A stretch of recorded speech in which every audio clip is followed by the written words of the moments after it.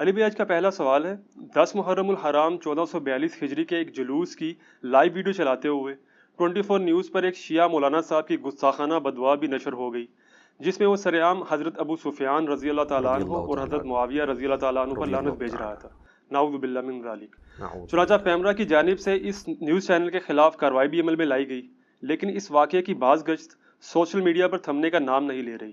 اس طرح کے واقعات کے حوالے سے علی بھائی کا کیا موقف ہے؟ دیکھیں جی، ہم اس کو کیٹاگوریکلی کنڈیم کرتے ہیں، اور میں بغیر کسی تردد کے شروع میں یہ ورڈکٹ دے دوں کہ چاہے اہل بیت ہوں علیہم السلام، امہات المومنین ہوں علیہم السلام، یا صحابہ اکرام علیہم رضوان ہوں، کسی کی شان میں بھی اس طرح کی گستاخی کرنا یا ان پر لعنت بھیجنا، نعوذ باللہ، سب و شتم کرنا، یہ 100% حرام اور گناہ کبیرہ ہے۔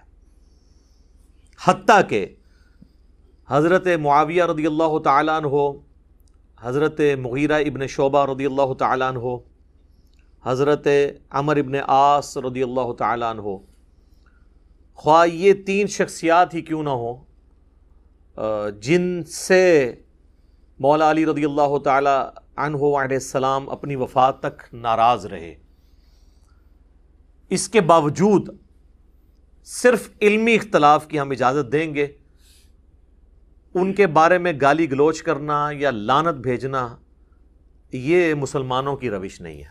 یہ بالکل اس چیز کو کلیئر کٹ سمجھ لینا چاہیے، اور اس حوالے سے گورنمنٹ کی بھی ذمہ داری ہے کہ ایسے ٹی وی چینلز پہ پابندی تو بعد میں لگائیں، پہلے ان کو ایجوکیٹ کریں کہ ان کے پاس ایسے علماء کا پینل ہونا چاہیے جو اس طرح کی لائیو جو کوریج ہے، خواہ وہ اہل سنت کی تقاریر کی ہو یا اہل تشیع کی، اس کو کرٹیکلی دیکھیں، اور اس کے بعد ایٹ لیسٹ 5 منٹ کے ڈیلے کے ساتھ وہ ویڈیو آن ایئر ہونی چاہیے، تاکہ اگر کسی نے کوئی گستاخانہ جملہ بولا ہے تو اس کو وہیں پر روکا جا سکے، ایڈٹ کیا جا سکے۔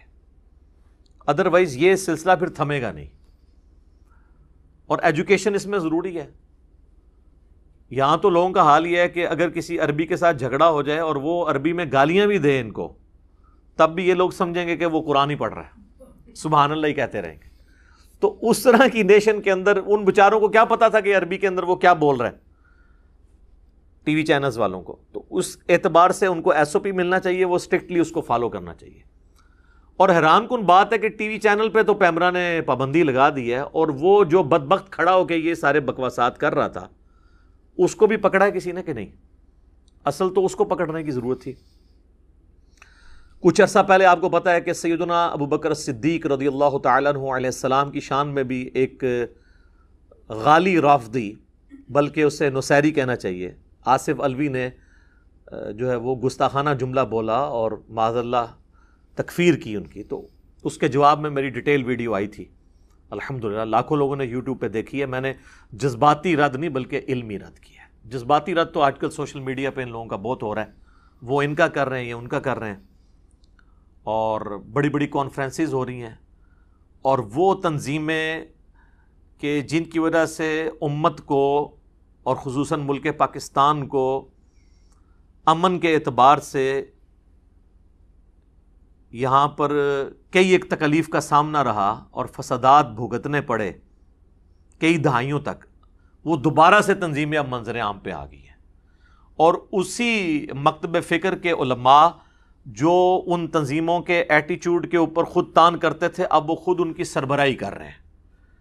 تو اس طرح کی تنظیموں کا باہر نکلنا بیسیکلی اس قسم کی ذلیل حرکتوں کا ریونج ہے۔ میں اس کو جسٹیفائی نہیں کر رہا۔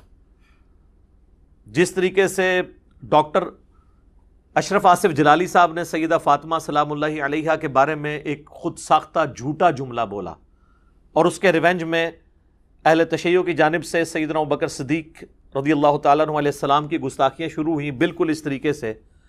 جب یہ والا ایٹیچیوڈ ہوگا جو یہ اڈاپٹ کیا گیا اہل تشیع کے غیر ذمہ دار ذاکر یا عالم کی جانب سے اعلانیہ، تو پھر ظاہر ہے کہ وہی تنظیمیں جن سے آپ کو اختلاف تھا اب دوبارہ ان کو موقع مل گیا، کہ وہ اپنا وہ سودا اپنی پبلک میں بیچیں.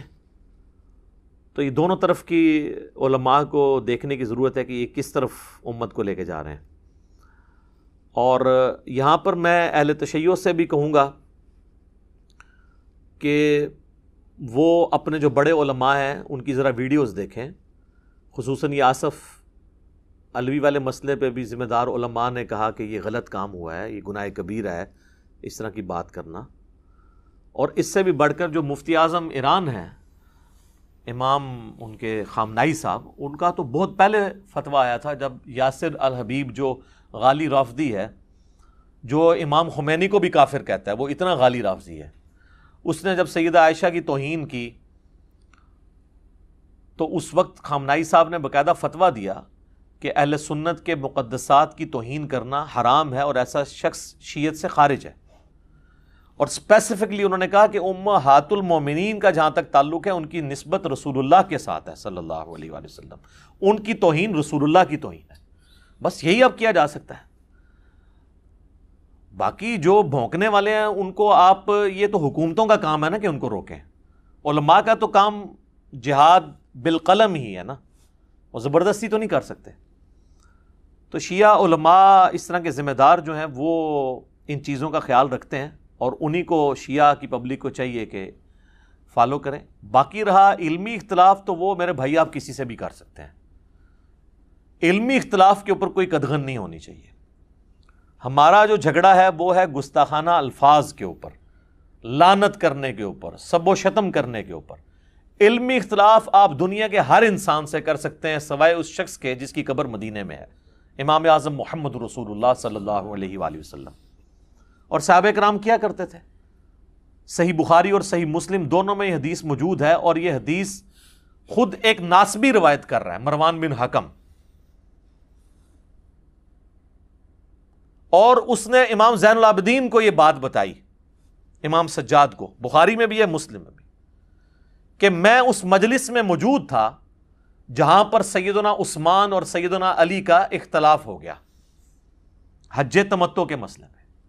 حضرت عثمان حج تمتع پہ پابندی لگانا چاہتے تھے، حضرت علی کہتے تھے نبی علیہ السلام نے حج تمتع کو جاری کیا ہے، یہ سنت ہے، آپ اس پہ پابندی نہ لگائیں. اتنی مشکل سے حضور نے یہ مشرکانہ ایک رسم توڑی تھی، کیونکہ عرب کے لوگ حج والے سفر میں عمرے کو گناہ سمجھتے تھے. نبی علیہ السلام نے اس کی اجازت دی، امت کے لیے آسانی فرمائی.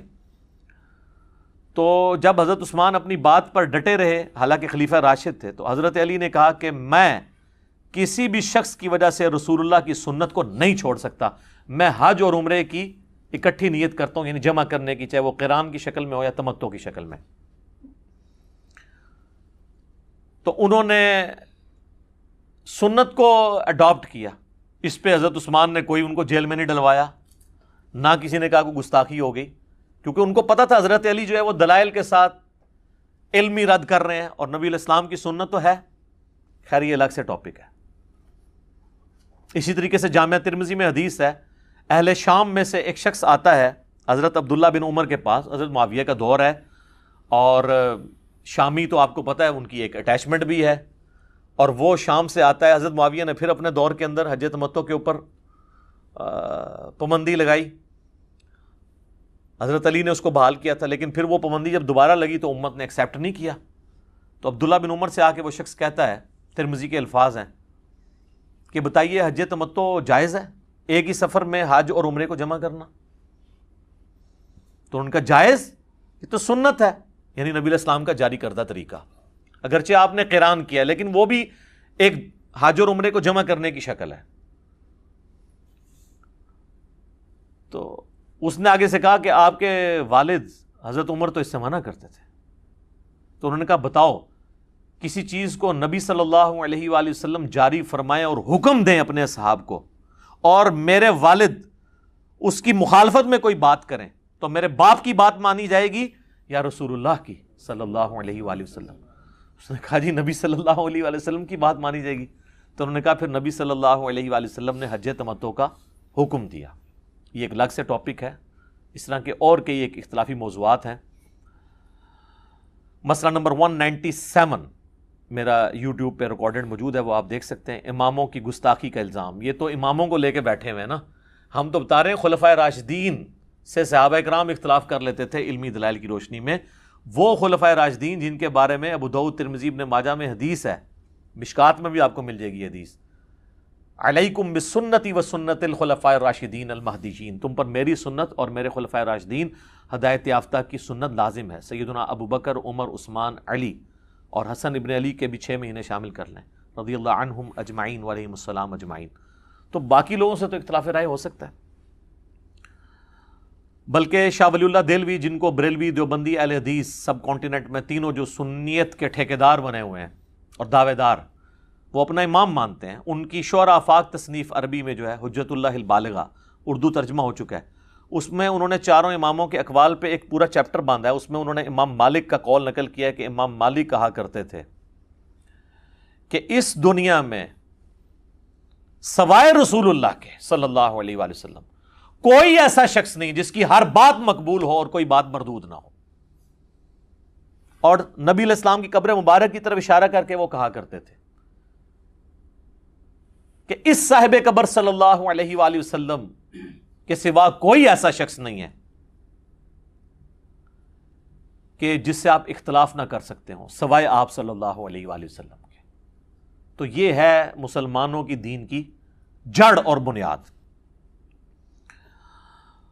اب یہاں پر میں اہل تشیع عام سے بھی کہوں گا کہ علی کے شیعہ بنیں, بنو امیہ کے شیعہ نہ بنیں. سیدنا علی کی یہ تعلیمات نہیں ہیں جو آپ لے کر چل رہے ہیں. آپ اپنی کتابوں کی طرف رجوع لے کر آئیں جو ہم آپ سے عرض کرتے رہتے ہیں کہ مرنے سے پہلے اے مسلمان کر لے اس پہ غور, کتابوں کا خدا اور ہے, بابوں کا خدا اور. کہنے کو تو دین سب کا اسلام ہے, لیکن کتابوں کا جہاں اور ہے, بابوں کا جہاں اور. بکش مسلم بنے. تو کسی نے علی کا شیعہ بننا ہے تو کتابی شیعہ بنے, بابی شیعہ نہ بنے. کتابوں کے شیعہ اور ہیں, بابوں کے شیعہ اور. کتابوں کے شیعہ اور ہیں اور ذاکروں کے شیعہ اور. تو یہ غور کریں ذرا. تو اس کانٹیکسٹ میں شیعہ مکتب فکر کو 2 ریفرنسز کوٹ کروں گا اسی کانٹیکسٹ کے اندر, لیکن اس سے پہلے ایک دفعہ دروشی پڑھ لیں. اللہم صلی علی محمد وعلی آل محمد کما صلیت علی ابراہیم وعلی آل ابراہیم انک حمید مجید. اللہم بارک علی محمد وعلی آل محمد کما بارکت علی ابراہیم وعلی آل ابراہیم انک حمید مجید. آمین. میرے بھائیو, یہ دونوں ریفرنسز ان کی شعراء آفاق تصنیف جس کو وہ فالو بھی کرتے ہیں, اس کا ذکر بھی کرتے ہیں, نہج البلاغہ, سیدنا مولا علی رضی اللہ تعالیٰ عنہ علیہ السلام کے خطبات اور ان کے مکتوبات کا مجموعہ ہے. اس کے اوپر الگ سے میری کئی ویڈیوز ریکارڈڈ ہیں. بہرحال نہج البلاغہ کو مقبولیت اہل تشیع کے ہاں جتنی حاصل ہوئی عرب و عجم کے اندر, اور کسی کتاب کو نہیں. ویسے حدیث کی کتابیں جس طرح ہماری بخاری اور مسلم ہے اس لیول کی, ان کی جو کتاب ہے وہ اصول الکافی ہے, لیکن اس کو بھی اتنی شہرت نہیں ملی جتنی شہرت نہج البلاغہ کو ملی. یہ میرے بھائیو نہج البلاغہ اب نئی پرنٹ ہو کے آئی ہے, بڑی خوبصورت کمپوزنگ میں, مجھے گفٹ بھیجی ہمارے ایک دوست نے. تو اس سے میں نے 5 ریفرنسز, پچھلے دنوں بھی میری ویڈیو ریکارڈ ہوئی تھی, سیدنا ابوبکر صدیق رضی اللہ تعالیٰ عنہ علیہ السلام کی گستاخی جو کی تھی ایک نصیریہ ذاکر نے, اس کے رد میں, تو میں نے اس میں حوالہ اس میں بھی دیا تھا اسی سے, اور آج بھی میں اس سے 2 ریفرنسز دوں گا. پہلا ریفرنس جو ہے وہ نہج البلاغہ سے خطبہ نمبر ہے 204 مولا علی کا, اور یہ مفتی جعفر حسین صاحب رحمہ اللہ تعالیٰ فوت ہو چکے ہیں. ان کا یہ ترجمہ ہے, شیعہ کے ایک اتھینٹک علماء میں سے ایک بڑی پرسنالٹی تھے. تو آپ دیکھیں اس خطبے کا عنوان کیا ہے, وَقَدْ سَمِعَ قَوْمًا مِّنْ أَصْحَابِهِ يَسُبُّونَ أَهْلَ الشَّامِ أَيَّامَ حَرْبِهِمْ بِصِفِّينَ. اور جب مولا علی علیہ السلام نے اپنے ساتھیوں کو سنا کہ وہ جنگ کے دوران اہل شام یعنی حضرت معاویہ رضی اللہ تعالیٰ عنہ کی پارٹی پر سب و شتم کر رہے تھے, جنگ کے دنوں میں جب آپ نے تلوار اٹھا لی تو باقی چیزیں تو چھوٹی ہوگی، لیکن اخلاقیات سے نہیں کسی کو گرنا چاہیے. تو اس پہ پھر مولا علی کا خطبہ ہے. میں تمہارے لیے اس چیز کو پسند نہیں کرتا کہ تم گالیاں دینے لگو. یہ ہے علی کے شیعہ جو مولا علی کو فالو کریں گے. اگر تم ان کے کرتوت کھولو اور ان کے صحیح حالات پیش کرو تو یہ ایک ٹھکانے کی بات ہے اور عذر تمام کرنے کا صحیح طریقہ کار ہوگا. یعنی علمی طریقے سے رد کرو، گالی دینے سے کیا ملے گا؟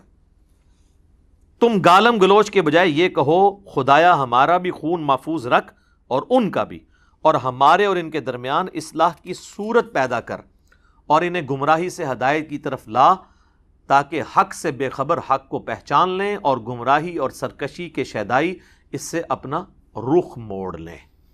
یہ ہے میرے بھائیوں ایک طریقہ پازیٹیو چیزوں کو ہائی لائٹ کرنے کا.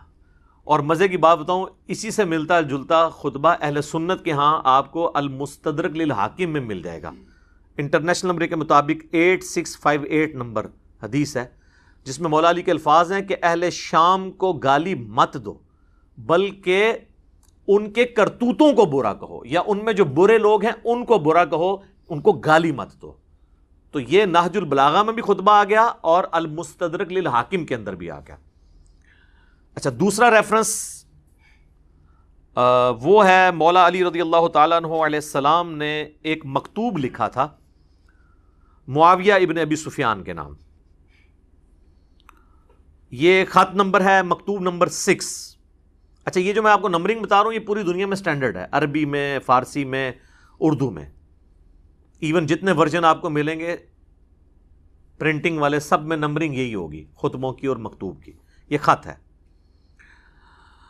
یہ خط انہوں نے لکھا ہے جب حضرت معاویہ نے خلیفہ وقت کی بیعت سے انکار کیا، امام وقت کے خلاف بغاوت کی، تو اس میں حضرت علی نے ان کو سمجھانے کے لیے کیا لکھا؟ جن لوگوں نے ابو بکر، عمر اور عثمان کی بیعت کی تھی انہوں نے میرے ہاتھ پر اسی اصول کے مطابق بیعت کی ہے جس اصول پر وہ ان کی بیعت کر چکے تھے. یعنی مولا علی یہ کہہ رہے ہیں کہ میری خلافت کی دلیل یہ ہے کہ جس اصول پہ خلفائے ثلاثہ کی بیعت ہوئی ہے، جن اصحاب نے کی ہے، اسی اصول کے اوپر میری بیعت ہوئی ہے جن پہ خلفائے ثلاثہ کی ہوئی تھی. اچھا، بعض شیعہ کہتے ہیں یہ انہوں نے بیسیکلی الزامی جواب کے طور پہ حضرت معاویہ کو کہا تھا. اس کا یہ مطلب نہیں کہ وہ خلفائے ثلاثہ کی بیعت کو درست سمجھتے تھے، نہ، یہ آپ نے غلط رزلٹ نکالا ہے. یہ مکتوب خود اپنی حفاظت کرے گا کہ آپ اپنا لقمہ اس کے منہ میں نہیں ڈال سکتے. آگے جا کے مولا علی کہیں گے کہ وہ اصحاب جنہوں نے 3 خلفاء کو چنا تھا اور مجھے بھی چنا ہے، ان کا چننا اس میں اللہ کی خوشنودی ہے اور ان اصحاب کی مخالفت اللہ کی مخالفت ہے. تو بات ہی ختم ہو گئی. اب آپ جتنی مرضی اپنی پبلک کو کہانیاں کرواتے رہیں، باطل تو نہیں داخل ہو سکتا. اب وہ کیا کہتے ہیں؟ اور اس کی بنا پر جو حاضر ہے اسے پھر نظر ثانی کا حق نہیں، اور جو بر وقت موجود نہ ہو اسے رد کرنے کا اختیار نہیں، اور شورا کا حق صرف مہاجرین اور انصار کو ہے، اور اگر وہ کسی پر ایکا کر لیں اور اسے خلیفہ سمجھ لیں تو اسی میں اللہ کی رضا اور خوشنودی سمجھی جائے گی. اب جو کوئی اس کی شخصیت پر اعتراض یا نیا نظریہ اختیار کرتا ہوا الگ ہو جائے تو اسے وہ سب اسی طرح واپس لائیں گے جدھر سے وہ منحرف ہوا ہے. اب دیکھیں، وہ کہہ رہے ہیں اللہ کی رضا ہے، جو ہٹے گا اسے واپس لایا جائے گا. وہ سورۃ الحجرات میں بھی آیا نا کہ اگر مسلمانوں کا کوئی گروہ باغی ہو جائے اور وہ نہ سمجھ رہا ہو تو اسے قتال کر کے آمادہ کرو کہ واپس آئے. اسی کے تحت مولا علی نے جنگ جمل، صفین اور نہروان لڑی تھی. اور اگر انکار کرے تو اس سے لڑیں. یہ وہی بات آ گئی، کیونکہ وہ مومنوں کے طریقے سے ہٹ کر دوسری راہ پر ہو لیا ہے اور جدھر وہ پھر گیا ہے اللہ بھی اسے ادھر ہی پھیر دے گا. اے معاویہ، میری جان کی قسم، اگر تم اپنی نفسانی خواہشوں سے دور ہو کر عقل سے دیکھو تو سب لوگوں سے زیادہ مجھے عثمان کے خون سے بری پاؤ گے، مگر یہ کہ تم بہتان باندھ کر کھلی ہوئی چیزوں پر پردہ ڈالنے لگے ہو. والسلام. شکر ہے جی، سلام لکھ دیتا ہے. سلام کا مطلب ہے کہ انہوں نے وہ مسلمان سمجھا ہے. ٹھیک ہے نا. اور بیعت پہ آمادہ کرنے کا مطلب یہ ہے کہ ان کو مسلمان سمجھتے تھے تبھی بیعت پہ آمادہ کیا نا. کافر سے تو نعوذ باللہ بیعت نہیں لینی تھی. تو آپ یعنی وہ سلام بھیج رہے ہیں اور آپ جناب لانتے بھیج رہے ہیں. آپ دیکھ لیں، آپ علی کے شیعہ ہیں یا بنو امیہ کے شیعہ ہیں یا ان کے شیعہ ہیں جن کے نام مولا علی نے خط لکھا ہے، تو آپ اسی کے شیعہ بنیں جو جس کا شیعہ آپ کو بننا چاہیے، پارٹی کا بندہ، مولا علی کا پارٹی کا بندہ. اچھا میرے بھائیو، یہ جو سب و شتم کا ٹاپک ہے یہ انتہائی سینسٹیو ٹاپک ہے، اور اس کے ساتھ کئی ایک چیزیں جڑی ہوئی ہیں، کئی ایک تلخ حقائق جڑے ہوئے ہیں کہ اس کی بنیادیں کہاں ہیں. یہ حقیقت بات ہے کہ یہ سب و شتم کا سلسلہ بنو امیہ کے دور میں شروع ہوا سیدنا علی بن ابی طالب پر، اور پھر اس کے ریونج میں جو مولا علی کے شیعہ تھے وہ بھی ایکسٹریم رویے پر گئے، اور انہوں نے وہی کام جو ہے وہ بنو امیہ کے ساتھ، اور بلکہ ان کی وجہ سے نعوذ باللہ خلفائے ثلاثہ کے اوپر کرنا شروع کر دیا. اچھا یہ میں بنو امیہ جب بھی نام لوں تو آپ نے حضرت عثمان کے پیچھے جا کے نہیں چھپنا، یا عمر بن عبدالعزیز کے پیچھے نہیں چھپنا. یہ غلط ایٹیچیوڈ ہے. یہ اس طریقے سے ہی ہے جس طرح اگر ہم بنو ہاشم کے فضائل بیان کریں، جو بخاری مسلم میں آتا ہے کہ نبی علیہ السلام نے فرمایا کہ اللہ تعالیٰ نے سب سے بہترین خاندان کو یعنی انسانیت میں چنا، تو آپ یہ کہیں گے جی چنگا عظیم خاندان ہے، ابو لہب پیدا ہو گیا ہوتے، تو پھر ظاہر انڈرسٹوڈ ہوگا. رسول اللہ نے حالانکہ اس کو علیحدہ نہیں کیا کہ سوائے ابو لہب کے، تو میں بھی اگر علیحدہ نہ کروں تو انڈرسٹوڈ ہے کہ حضرت عثمان اور عمر بن عبدالعزیز رضی اللہ عنہما وعلیہم السلام، وہ ان کو ہم ایکسکلوڈ کر رہے ہیں. ہم بات کر رہے ہیں اوور آل بنو امیہ کی. تو غلط طریقے سے چیزوں کو لے کے نہیں چلنا چاہیے، علمی طریقے سے لے کے چلنا چاہیے. تو یہ ایک ٹاپک ہے، میں نے اس کے اوپر ایک ریسرچ پیپر لکھ دیا ہے. اس سے کئی ایک ٹاپک اور جڑے ہوئے ہیں جو میں نے الحمدللہ 6 ٹاپکس کے اندر ایک ریسرچ پیپر لکھا ہے. واقعہ کربلا کا حقیقی پس منظر 72 صحیح الاسناد احادیث کی روشنی میں. یہ 72 کا ٹائٹل تو شہدائے کربلا کی نسبت سے ہے، ادروائز اس میں حدیثیں 200 سے زیادہ ہیں. ایک ایک نمبر پہ کئی حدیثیں ہیں. صرف 33 نمبر پہ جو میں نے غدیر خم کی حدیث لی ہے نا، اس میں 8 روایتیں میں نے نقل کی ہیں. نمبر 1 ہی دیا ہے اس کو 33، تاکہ 72 کی نسبت قائم رہے. یہ اللہ کے فضل سے عربی میں بھی ہے، سب سے پہلے عربی میں لکھا، پھر اردو ترجمہ ہوا، پھر ہندی ترجمہ ہوا، پھر انگلش ہوا. انٹرنیشنل پمفلٹ ہے، اور اس میں اکثر حدیث بخاری اور مسلم سے ہیں. حدیثوں کے نمبر علماء حرمین اور بیروت کی انٹرنیشنل نمبرنگ کے اوپر ہیں، جو عربی کتابیں چھپتی ہیں دارالاسلام کی یا دارالکتب العلمیہ کی.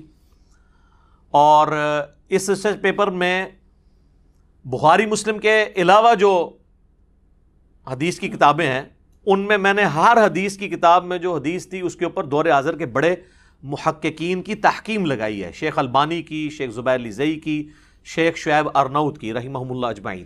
اور بخاری مسلم جو ہے وہ تو ویسے صحیح ہیں نا. یہ 6 ٹاپک کیا تھے؟ نمبر 1، منہج نبوی پر قائم خلافت راشدہ کی صحیح مدت کتنی تھی اور خلافت کے اہل حقیقی خلفائے راشدین کون تھے. دوسرا ٹاپک ہے خلیفہ راشد سے بغاوت بدعت ہے، جنگ جمل، صفین اور نہروان میں سیدنا علی کی حقانیت اور شہادت سیدنا عثمان کے اصلی اسباب. ایک تو آپ کو بتایا گیا نا جعلی عبداللہ ابن سبا، وہ تو بعد کی پیداوار ہے، صرف آل امیہ کو چھپانے کے لیے اس کے کھاتے میں چیزیں ڈال دی. اس میں نے بخاری مسلم سے کھولا ہے، حکمرانوں کی لکھوائی ہوئی تاریخ سے نہیں، حدیث کی کتابوں سے. تیسرا ٹاپک، رسول اللہ صلی اللہ علیہ وآلہ وسلم نے اپنی وفات سے 1 مہینہ قبل مستقبل میں ہونے والے حکومتی بگاڑ سے متعلق غیبی خبریں دے دی تھیں. چوتھا ٹاپک، چوتھے خلیفہ راشد سیدنا علی کے فضائل کا بیان اور ان پر ممبروں سے لعنت کرنے کی بدعت کب اور کس نے ایجاد کی، جو آج کا ٹاپک ہے. بڑے عرصے سے لوگ مجھے کہہ رہے تھے اتنے بھی کوئی سب و شتم تے بھی کوئی ریکارڈنگ کراؤ، آ گئی جی پھر ہوں سامو. پانچواں ٹاپک، حضرت معاویہ رضی اللہ تعالیٰ عنہ کو حکومت مل جانے کے بعد سے بتدریج امت پر کیسی ملوکیت مسلط ہوئی اور اس کا بھیانک نتیجہ کیا نکلا. اور آخری ٹاپک، سیدنا حسین کے فضائل کا بیان رضی اللہ تعالیٰ عنہ اور یزید بن معاویہ کی ملوکیت میں اس کے گورنر عبید اللہ ابن زیاد کے ذریعے مظلومانہ شہادت. یہ 6 ٹاپک اللہ کے فضل سے کور کیے ہیں. سافٹ کاپی آپ فری ڈاؤن لوڈ کر سکتے ہیں ہماری ویب سائٹ اہلسنتپاک.com سے. ہارڈ کاپی آپ مفت منگوا سکتے ہیں. TCS کا آپ کو 300 روپے خرچہ دینا پڑے گا. صرف یہ نہیں، 12 کا پیکج ہے جس میں 9 ریسرچ پیپر ہیں اور 3 اذکار کارڈ ہیں. یہ 12 کا پیکج آپ اپنے گھر ہارڈ کاپی ڈاک میں منگوا سکتے ہیں. اور اللہ کے فضل سے یہ سارے ریسرچ پیپر کلرڈ پرنٹ ہوئے ہیں. ریڈ اور بلیک میں رائٹنگ ہے، ریڈ میں حوالے ہیں تاکہ انا بھی پڑھ لوے.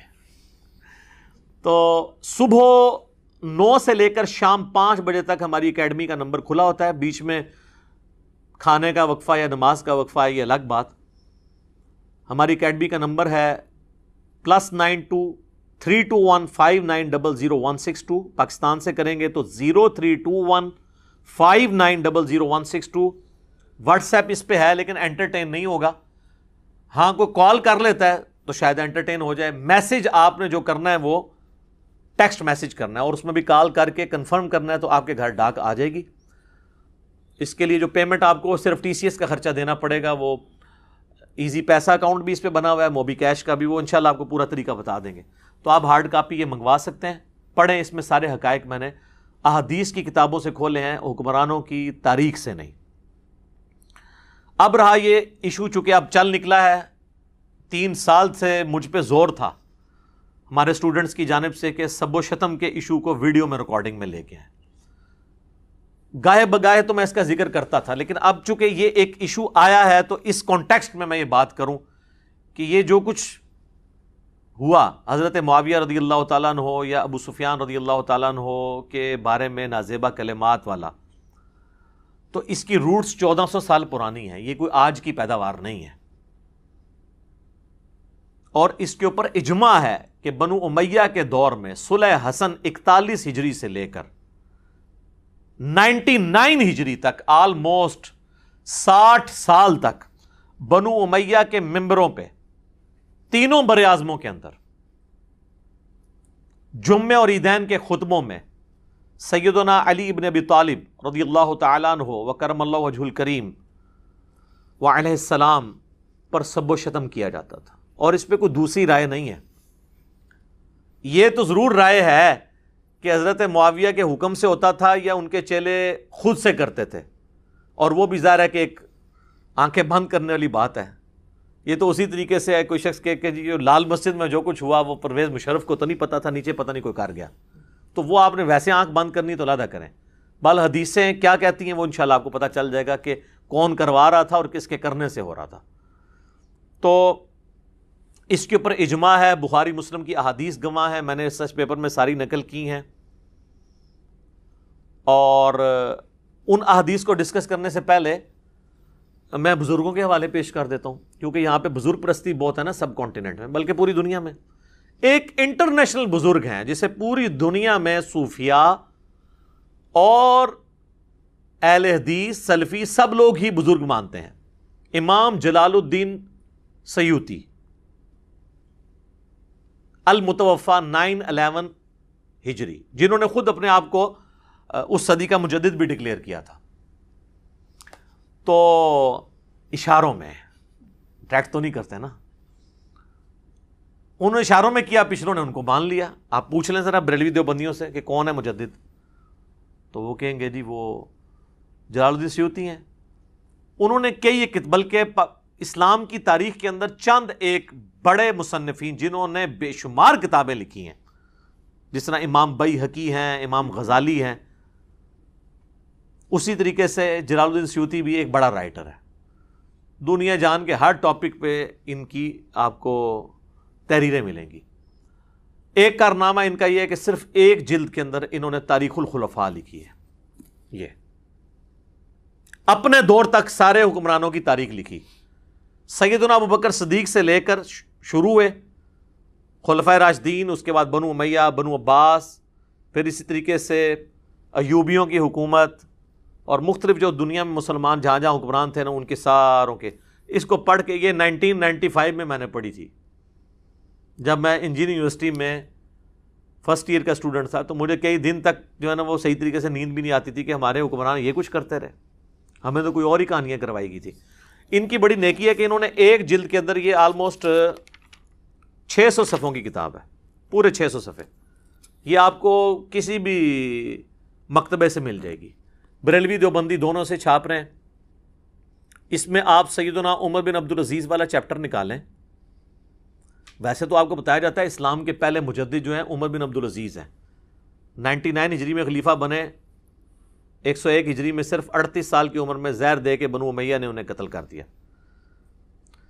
آگے ہم پوچھتے ہیں کہ انہوں نے کون سا ایسا تجدیدی کارنامہ کیا ہے؟ تو اسی میں قیامت مضمر ہے. بنو امیہ کی انہوں نے گند کو صاف کیا ہے نا, وہی تجدیدی کارنامہ ہے. صرف ایک ڈاکٹر اسرار صاحب نے تھوڑی ہمت کی ہے ماڈرن اسکالرز میں سے, یا مولانا مودودی نے خلافت و ملوکیت لکھے, باقی تو کسی کی جرت نہیں کہ بتائے کہ کیا تھا.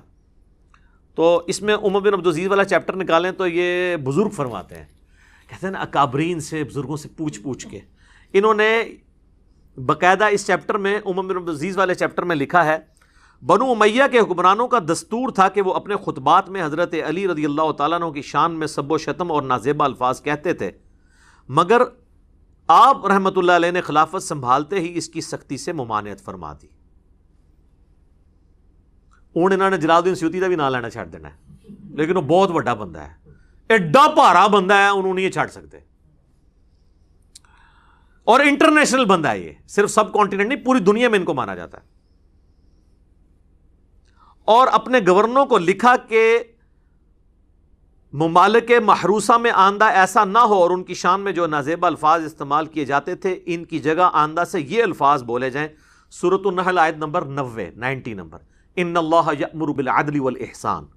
یہ آیت انہوں نے داخل کی کہ اللہ تعالیٰ تمہیں حکم دیتا ہے عدل و انصاف کرنے کا, احسان کا, اور تمہیں برائی اور بے حیائی اور بےہودگی کے کاموں سے منع کرتا ہے. یہ ہے جس کی وہ تمہیں نصیحت کرتا ہے تاکہ تم متقی بن جاؤ. کوئی بے حیائی کر رہے تھے نا وہ حضرت علی کے بارے میں, یعنی یہ نعوذ باللہ نازیبہ الفاظ بول کے. چنانچہ تب سے اب تک خطبات کے آخری جملے یہی پڑھے جاتے ہیں, اور واقعی پڑھے جا رہے ہیں, ہم تو خطبات میں سن رہے ہیں. یہ جو آپ کو خطبے دیتے ہیں ان سے پوچھیں یہ آیت جو آپ خطبے میں پڑھتے ہیں یہ کس حدیث میں آیا کہ نبی الاسلام پڑھتے تھے, تو آپ بتائیں گے عمر بن عبدالعزیز نے داخل کی ہے. پھر آگے پوچھیں کیوں داخل کی ہے, پھر وہ آپ سے کہیں گے تو انجینئر کو تو نہیں سنتا. ہاں انجینئر. اچھا جی, یہ تو وہ بزرگ ہیں ان کو بریلوی دیوبندی اہل حدیث سب مانتے ہیں. اہل حدیث کو ذرا زیادہ مسئلہ ہوتا ہے, ان کے تو ہم نے ایک بزرگ دریافت کر لیے ہیں جن کے نام پہ ان کا فرقہ چل رہا ہے, وہابی. محمد بن عبد الوہاب صاحب کا بیٹا ہے عبداللہ بن محمد بن عبد الوہاب, المتوفا 1242 ہجری, اب 1442 چل رہا ہے, ایگزیکٹ 200 سال پہلے وہ فوت ہوئے ہیں. ان کی کتاب ہے سیرۃ الرسول, جس کے حوالے الرحیق المختوم میں بھی موجود ہیں. آلموسٹ 800 صفحوں کی یہ کتاب ہے. اس کا PDF ہماری ویب سائٹ پہ رکھا ہوا ہے, اور ہارڈ کاپی بھی آپ ہماری اکیڈمی میں رابطہ کر سکتے ہیں. آج کل اس کی وہ ختم ہوئی ہوئی ہیں, پرنٹنگ میں گئے ہوئے ہیں, انشاءاللہ پھر آپ کو مل جائے گا. اور یہ جیلم سے ہی چھپی ہے, دارالاسلام نے عربی میں چھاپی تھی, اردو ترجمہ ہی نہیں کیا. جیلم والوں سے ہو گیا, اب وہ پچھتا رہے ہوں گے کہ کیوں ہو گیا. اس میں اس کی خوبی یہ ہے کہ اس میں خلفائے راشدین کے اوپر بھی انہوں نے چیپٹر باندھے اینڈ پہ نا. تو مولا علی والا ذرا چیپٹر نکال لیں, اس میں کئی ایک حوالے ہیں, وہ آج ٹاپک نہیں, چونکہ اسی ٹاپک سب و شتم کو میں کور کر رہا ہوں. تو اس میں 797 نمبر پیج ہے, عربی میں بھی آپ کو مل جائے گا, اردو میں بھی حضرت علی والا چیپٹر بالکل اینڈ پہ. تو یہ جس کو کہتے ہیں نہیں ہم وہابی ان کی وجہ سے, ویسے تو کہتے ہیں اللہ کی وجہ سے, اللہ کی وجہ سے نہیں, وہ انہی کی طرف منسوب کیا جاتا ہے. ویسے وہ بھی غلط ہے, کیونکہ ان کا نام تھا محمد بن عبد الوہاب اور یہ ان کا بیٹا ہے عبداللہ. وہ لکھتے ہیں بنو امیہ ان کی تنقیس اور ان کے بارے میں نازیبہ الفاظ استعمال کرتے رہے, مگر اس سے علماء کے دل میں ان کی محبت بڑھ گئی, مولا علی کی, اور قدر و منزلت میں اضافہ ہو گیا. عمر بن عبداللہ بن زبیر کہتے ہیں رحمہ اللہ تعالی, بنو امیہ 60 سال تک ان کو گالیاں دیتے رہے مگر ان کا کچھ نہ بگاڑ سکے, بلکہ ان کی شان پہلے سے بھی بلند ہو گئی. دین نے ایک عمارت کھڑی کی جس کو دنیا نے گرانے کی کوشش کی, دنیا کچھ نہ بنا سکی, اور جو کچھ بنایا اس کو بھی منہدم کر دیا. یعنی مولا علی سے جو ٹکرایا وہ خود ہی بدنام ہوا ہے. آپ دیکھ لیں, بنو امیہ نے 60 سال تک لعنت کی ہے نا, 1400 سال سے لعنتیں کھا رہے ہیں. یعنی میں یہ نہیں کہہ رہا کہ وہ جو لعنتیں کر رہے ہیں وہ صحیح کر رہے ہیں, یہ یعنی ایک مکافات عمل والا مسئلہ ہے. تو وہ اپنی کیتیاں آگے آئی ہیں. دوسرے الفاظ میں وہ پنجابی میں کہا جاتا ہے نا, اپنے کیے ہوئے اعمال آگے ہیں. میں اس کو جسٹیفائی نہیں کر رہا, لیکن ان کو سوچنا چاہیے کہ یار یہ بھی ہو جاتا ہے. دنیا مکافات عمل کا نام ہے, یہاں پہ ایسا ہو جاتا ہے. تو یہ 2 حوالے ہو گئے بزرگوں کے. اس دور میں انٹرنیشنل لیول کے اوپر مسلمانوں میں جینیس پرسنالٹی ہیں مولانا مودودی رحمہ اللہ تعالی. تیسرا والا میں طاق کرنے کے لیے ان کا پیش کر دیتا ہوں، خلافت و ملوکیت. کیونکہ پڑھا لکھا طبقہ تو مولویوں کو اور اماموں بزرگوں کو کسی کھاتے میں نہیں مانتا. وہ کہتا ہے جی کوئی کو پڑھ لکھے سیاڑے بندے دی گل کرو. مولوی تو ہو سکتا ہے ان کو کچھ نہ سمجھتے ہوں، لیکن جو ان کو سمجھتے ہیں نا وہ ان کو اور ان کے بزرگوں کو کچھ نہیں سمجھتے. تو لہٰذا ہم نے تو ہر طبقے کو ایڈریس کرنا ہے نا. یہ تو انٹرنیشنل پلیٹ فارم ہے. یہ خلافت و ملوکیت کا نیا ورژن ہے اور پوری تخریج کے ساتھ ہے. ایک ایک بات کا نیچے ریفرنس لکھا ہوا ہے اہل سنت کی کتابوں کا. اس میں جو چیپٹر ہے نا حضرت معاویہ رضی اللہ تعالیٰ عنہ کا عہد، اس میں وہ لکھتے ہیں ایک اور نہایت مکروہ بدعت حضرت معاویہ رضی اللہ تعالیٰ عنہ کے عہد میں یہ شروع ہوئی کہ وہ خود اور ان کے حکم سے ان کے تمام گورنر خطبوں میں برسر ممبر حضرت علی رضی اللہ تعالیٰ عنہ پر سب و شتم کی بوچھاڑ کرتے تھے، حتیٰ کہ مسجد نبوی میں ممبر رسول صلی اللہ علیہ وآلہ وسلم پر عین روضہ نبوی کے سامنے حضور صلی اللہ علیہ وآلہ وسلم کے محبوب ترین عزیز کو گالیاں دی جاتی تھیں، اور حضرت علی رضی اللہ تعالیٰ عنہ کی اولاد اور ان کے قریب ترین رشتہ دار اپنے کانوں سے یہ گالیاں سنتے تھے. یہ مسند ابی یعلا میں موجود ہے. سیدنا حسن و حسین کے سامنے مروان بن حکم نے کہا کہ اہل بیت تو ہے ہی لعنت والے لوگ، اہل بیت کا لفظ استعمال کر کے پھر انہوں نے جواب بھی دیا اس کا. یہ مسند ابی یعلا میں صحیح سند کے ساتھ موجود ہے. کسی کے مرنے کے بعد اس کو گالیاں دینا شریعت کو تو درکنار انسانی اخلاق کے بھی خلاف تھا، اور خاص طور پر جمعے کے خطبے کو اس گندگی سے آلودہ کرنا تو دین اور اخلاق کے لحاظ سے سخت گھناؤنا فعل تھا. حضرت عمر بن عبدالعزیز نے آ کر اپنے خاندان کی دوسری غلط روایات کی طرح اس روایت کو بھی بدل ڈالا، اور خطبہ جمعہ میں سیدنا علی پر سب کرنے کی بجائے یہ آیت پڑھنا شروع کر دی، ان اللہ یأمر بالعدل والاحسان وایتاء ذی القربى وینہی عن الفحشاء والمنکر والبغی یعظکم لعلکم تذکرون. اب یہی بات مودودی صاحب نے جب لکھی نا تو علماء کہتے ہیں مودودی پتہ نہیں کہاں بیٹھ کے کرتا رہتا. میں نے اس سے پہلے بابوں کے والے دیے ہیں، ٹھیک ہے، حالانکہ یہ ہمارے لیے نہیں ہے. کیوں؟ کیونکہ ہم تو کہتے ہیں کہ مرنے سے پہلے اے مسلمان کر لے اس پہ غور، کتابوں کا خدا اور ہے، بابوں کا خدا اور. تو یہ آپ جن بابوں کو مانتے تھے نا، ہم نے انہی کی کتابوں کے حوالے آپ کو پیش کر دیے. یہ حوالے تھے آپ کے لیے. ویسے آپ کا تو چیپٹر یہیں پہ کلوز ہو جاتا ہے، کیونکہ یہ تو کہتے ہیں جب بزرگ فرما دے تو دلیل تو ان سے مانگنا ہی گستاخی ہے. اب میں جو پڑھی لکھی عوام ہے جن کو ہم نے اتنا ایجوکیٹ کر کے بکش بنایا ہے، وہ تو ہم سے سوال کریں گے جی ان بزرگوں کو تو چھوڑیں، آپ ہمیں دلائل دیں بخاری سے، مسلم سے، حدیث کی کتابوں سے. تو ظاہر ہے پڑھے لکھے طبقے کو بھی تو ایڈریس کرنا چاہیے نا. ان لوگوں کو تو ایڈریس کر لیا. تو ان کے لیے ہم نے ریسرچ پیپر کے اندر جو چوتھا ٹاپک تھا، سب ٹاپک، اس کے اندر یہ سب کچھ کور کیا ہے، یہ 5B ریسرچ پیپر کے اندر. تو وہ سارا کچھ تو ایک نشست میں کرنا مشکل ہے. میں چند ایک چیزیں اس میں سے کور کر دیتا ہوں اسی ایک ٹاپک سے ریلیٹڈ. اس کی وجہ یہ ہے کہ یہ دوبارہ شاید میں اس کو پھر ریکارڈنگ میں نہ لے کر آؤں. روزانہ تو اس طرح کی باتیں نہیں ہو سکتی. اب یہ محرم بھی چل رہا ہے اور ایک ایشو بھی اٹھا ہوا ہے، تو میں جلدی جلدی اس کو کور کرتا ہوں، ایک پوری ڈاکٹرن آپ کے سامنے رکھتا ہوں. لیکن اس سے پہلے ایک دفعہ درود پڑھ لیں. اللہم صلی علی محمد وعلی آل محمد کما صلیت علی ابراہیم وعلی آل ابراہیم انک حمید مجید. اللہم بارک علی محمد وعلی آل محمد کما بارکت علی ابراہیم وعلی آل ابراہیم انک حمید مجید. آمین. سب سے پہلے تو بخاری اور مسلم کی وہ حدیث کہ نبی صلی اللہ علیہ وآلہ وسلم نے فرمایا کہ میرے صحابہ کو گالی مت دو. اچھا، یہ لفظ صحابہ بھی بول سکتے ہیں، صحابہ بھی بول سکتے ہیں. عربی میں یہ دونوں مستعمل ہیں، زیر کے ساتھ بھی زبر کے ساتھ. اگر تم احد پہاڑ کے برابر سونا بھی خیرات کر دو، میرے صحابی نے جو ایک مد 600 گرام آلموسٹ آدھا کلو خیرات کیا تھا، تم اس کو بھی نہیں پہنچ سکتے، اس کے آدھے کو بھی نہیں پہنچ سکتے. احد پہاڑ کئی کلومیٹرز پہ پھیلا ہوا وہ سونے کا ہو اور تم اللہ کی راہ میں خرچ کرو اور میرا صحابی ایک پاؤ بھی گندم خیرات کر دے، وہ وزنی ہے، کیونکہ اس نے نبی علیہ السلام کا ساتھ دیا مشکل وقت میں. اب اسی حدیث کا ایک تلخ پہلو ہے کہ یہ حدیث بھی یہ لوگ آدھی پیش کرتے ہیں، یہ اس قابل ہی نہیں ہے کہ یہ حدیث بھی پوری پیش کر سکیں، کیونکہ اس میں قیامت مضمر ہے. یہ پوری حدیث صحیح مسلم کے اندر ہے.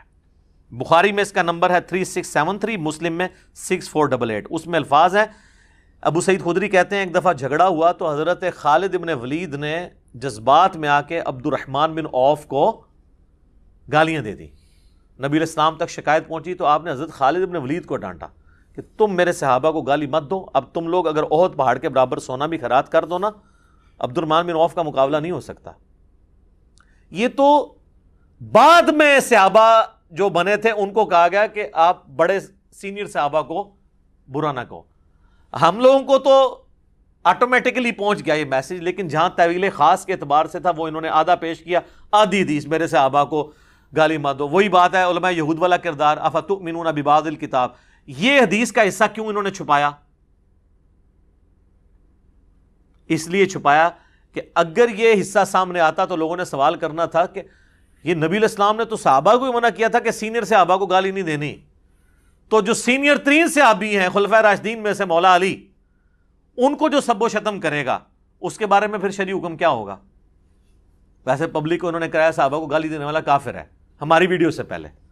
اب کہتے ہیں نہیں وہ گناہ کبیرہ ہے. اب کیوں نہیں کفر رہا؟ کیونکہ ان کو پتا چلا کہ تو کفر کہاں تک جائے گا. جن کو بچانے کے لیے سب کچھ کر رہے ہیں سب سے پہلے ان پہ لوٹے گا کفر. تو انہی کو بچانے کے لیے انہوں نے حدیث بھی آدھی بیان کی. تو انو میرے صحابہ کو گالی مت دو، آندہ کو مولوی بیان کریں، ان کو پوری حدیث پڑھ. صحیح مسلم 6488.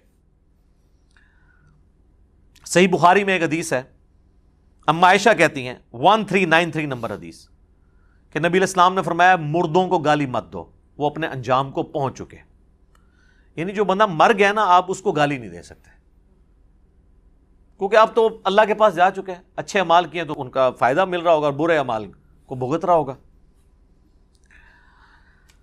یہ میں نے ایک پورا مقدمہ بنایا ہے ایک بعد کے ٹاپک کے لیے، یہ احادیث جمع کر کے، تاکہ آپ کو پتا چلے کہ اگر سیدنا علی رضی اللہ تعالیٰ عنہ فوت ہو گئے تھے تو اس کے بعد تو ان پہ سب و شتم کرنا اس سے بڑا جرم تھا. دیکھیں زندگی میں آپ اختلاف رائے میں جذباتی ہو کے ایک دوسرے کو گالی بھی دے سکتے ہیں. صحیح بخاری اور مسلم دونوں میں آتا ہے. مسلم میں ذرا ڈیٹیل ہے، حضرت عباس اور حضرت علی کا جھگڑا ہوا جو اکثر ناسبی پیش کرتے ہیں، ان کے پاس رہنے کو ایک ہی بات رہ گئی ہے. تو حضرت عباس جذباتی ہو گئے اور ظاہر چچا بھی لگتے تھے حضرت علی کے. انہوں نے حضرت علی کو کچھ نازیبا الفاظ بول دیے. وہ کہتے ہیں دیکھیں جی یہ تو بنو ہاشم کے اندر سے سلسلہ شروع ہوا ہے جو ہے صحابہ پہ سب و شتم کرنے کا. ایک واقعہ پکڑا ہوا ہے. یہ تو آمنے سامنے جھگڑا ہوا، یہ تو معاملہ ہی اور ہے. مرنے کے بعد آپ کا غصہ ہی ٹھنڈا نہ ہو، آپ 60 سال تک گالیاں نکالتے رہیں، تو اس پہ تو آپ کو ذہنی مریض ہی کہا جا سکتا ہے. اور لوگ یہ بھی کہتے ہیں یار وہ جب تلواریں اٹھ گئی تو گالی تو پھر چھوٹی چیز ہے. نہ سر، تلواروں کے مقابلے میں گالی چھوٹی چیز اس وقت ہے جب دو بدو ہو. جب ایک بندہ مر جائے، مرنے کے بعد تو دشمن کا بھی ذکر لوگ طریقے سے کرتے ہیں. مرنے کے بعد ممبروں پہ مسجد کے اندر اس پہ لانتیں کروائی جائیں تو یہ اس کے خلاف تلوار اٹھانے سے بڑا جرم ہے. یہ تو آپ کے خود اپنے نفسیاتی مریض ہونے کا ثبوت ہے اور اخلاقیات کے ایک پست ترین لیول پہ ہونے کا ثبوت ہے اگر آپ یہ حرکت کرتے ہیں. تو یہ اپنے ویٹیج میں اس سے بڑا جرم ہے تلوار اٹھانے سے. وہ تو ایک واقعہ ہوا، وہ تو صحیح مسلم میں حدیث ہے، چچا باپ کی مثل ہوتا ہے. تو حضرت علی کے باپ کی حیثیت سے تھے حضرت عباس. باپ اگر اپنے بیٹے کو غصے میں گالی دے لے اور ایک دفعہ دے لے، یہ تو نہیں کہ حضرت عباس جو ہیں وہ روزانہ ممبر پہ چڑھ جاتے تھے اور حضرت علی پہ سب و شتم کرتے تھے، پھر آگے ان کی اولاد بھی وہ حضرت علی کی وفات کے بعد بھی اپنے باپ کے اس واقعے کو یاد کر کر کے تو جناب ممبروں پہ لعنت کیا کر. نعوذ باللہ. یعنی وہ کہانی کرائیں جو آپ ایکسیپٹ کریں. اس لیے دیکھیں پڑھا لکھا طبقہ کہتا ہے یار علماء میں تو کامن سینس بھی نہیں ہے. پھر کہتے ہیں علماء کی عزت نہیں ہے. یار آپ اپنی عزت کروائیں نا. تو یہ دو چیزوں کو آپ مکس کرتے ہیں. میں ساتھ ساتھ نا ہر چیز کلیئر کر رہا ہوں. کوئی چیز رہ گی نا آپ نے اینڈ پہ مجھے یاد کرا دیں. تسی بھی بڑے ایکسپرٹ ہو تو میں کوشش کریں کوئی شہر ہوئے نا کوئی دوبارہ تو ریکارڈنگ نہیں میں نے کروانی. اچھا بخاری اور مسلم دونوں میں حدیث ہے. بخاری میں 6788، مسلم میں 4410. ایک فاطمہ نامی عورت کی چوری کا مقدمہ حضور کے پاس آیا. لوگوں نے سفارش کے لیے اسامہ بن زید کو بھیج دیا. اونچے خاندان سے تھی. نبی علیہ السلام کو جلال آیا. آپ نے مسجد میں ممبر رکھا اور آپ نے خطبہ دیا. آپ نے فرمایا تم سے اگلی قومیں اس لیے ہلاک ہوئیں کہ ان کے اشرافیہ کے لیے الگ قوانین اور عام لوگوں کے لیے الگ ہوتے تھے. اللہ کی قسم میری بیٹی فاطمہ بھی چوری کرتی تو میں اس کے بھی ہاتھ کٹواتا. یہ نبی علیہ السلام نے بتایا کہ جب کوئی جرم کرے گا نا پھر یہ نہیں دیکھا جائے گا کہ وہ فاطمہ بنت محمد ہے یا وہ عام فاطمہ ہے. جو جرم کرے گا وہ مجرم ہوگا. تو اگر سیدہ فاطمہ کے بارے میں نبی علیہ السلام یہ بات کہہ رہے ہیں تو جو لوگ فتح مکہ پر معافی مانگ کر مسلمان ہوئے یا طلقاء ہیں اگرچہ وہ صحابی ہیں ان کا مرتبہ تو بہت نیچے ہے نا سیدہ فاطمہ کے مقابلے میں. وہ اگر کوئی غلط چیز کریں گے تو نبی علیہ السلام کا حکم ان پہ بھی ہے جسے فٹ اسے گفٹ. اس سے بھی بڑھ کر جامعہ ترمذی کے اندر حدیث موجود ہے 824. شیخ البانی شیخ زبیر علی زئی دونوں صحیح کہتے ہیں. اہل حدیث کے ہر ممبر سے بیان ہوتی ہے کہ اہل شام میں سے ایک شخص آ کے عبداللہ بن عمر سے پوچھتا ہے یہ حج تمتع جائز ہے؟ وہ کہتے ہیں جائز تو سنت ہے نبی علیہ السلام نے جاری کیا. ان کا آپ کے والد تو منع کرتے تھے. انہوں نے کہا کہ بتاؤ اگر کسی کام کو رسول اللہ جاری کریں صلی اللہ علیہ وآلہ وسلم اور میرا والد اس کی مخالفت کرے تو میرے باپ کی بات مانی جائے گی یا نبی صلی اللہ علیہ وآلہ وسلم کی؟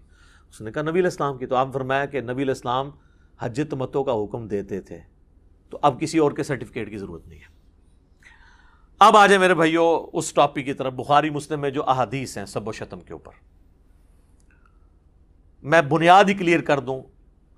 مفتی تقی عثمانی صاحب میرے لیے بہت قابل احترام ہیں لیکن انہوں نے اپنی عوام کو اپنے فالورز کو ایک پٹی پڑھا دی کہ یہ جو سب کا لفظ ہے نا اس کا مطلب گالی نہیں ہمیشہ ہوتا تنقید بھی ہوتا ہے.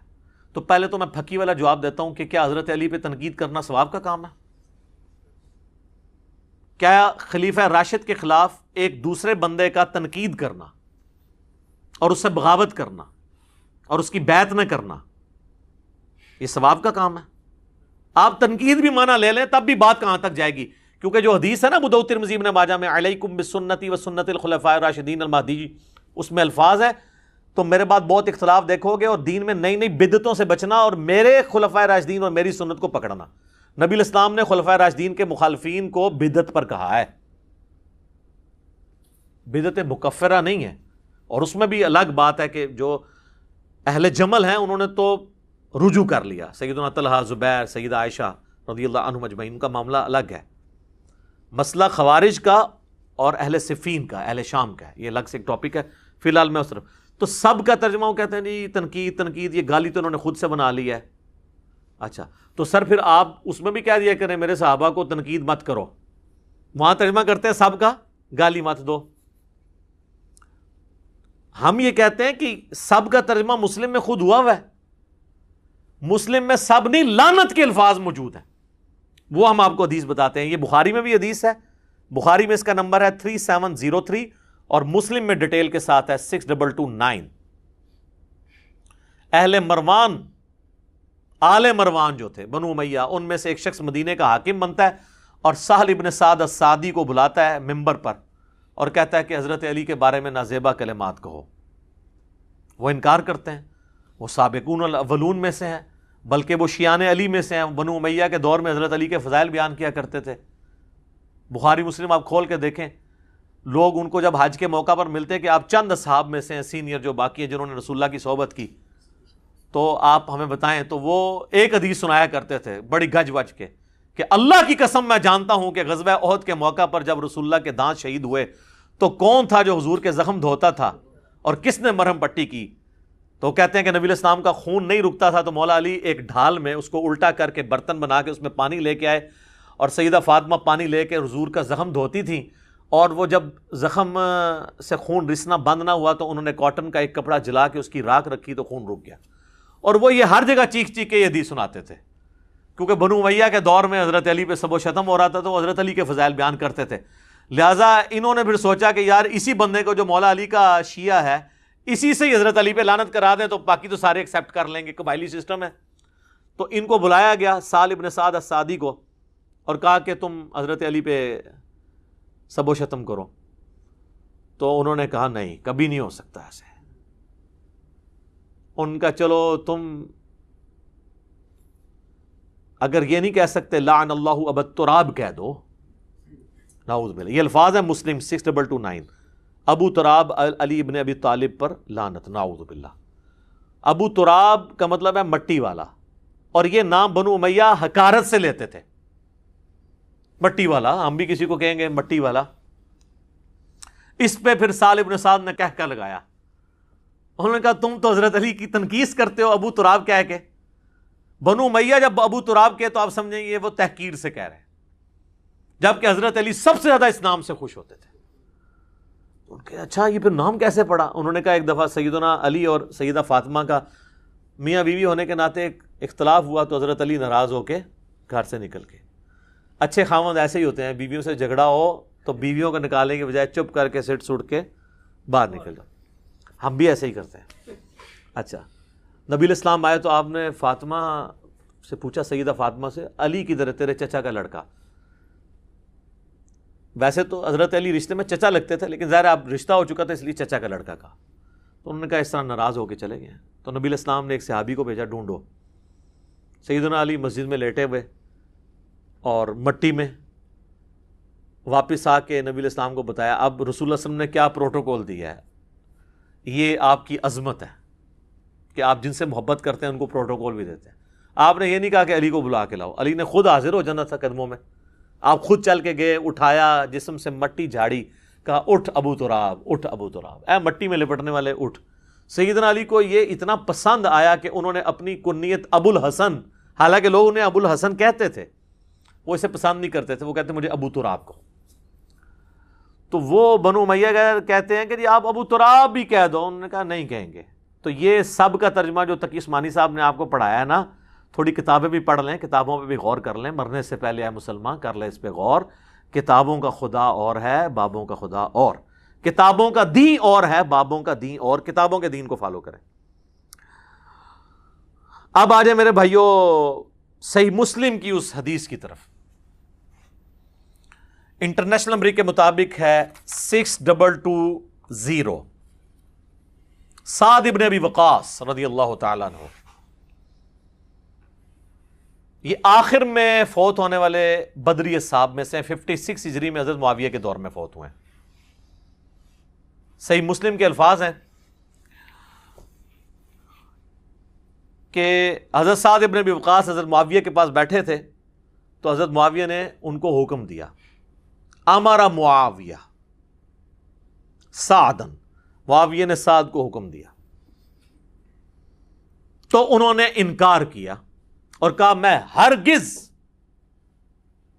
پھر اس میں آگے الفاظ ہیں، جب انکار کیا تو حضرت سعد سے حضرت معاویہ نے پوچھا آپ کو کون سی چیز منع ہے کہ آپ ابو تراب پر سب نہیں کرتے؟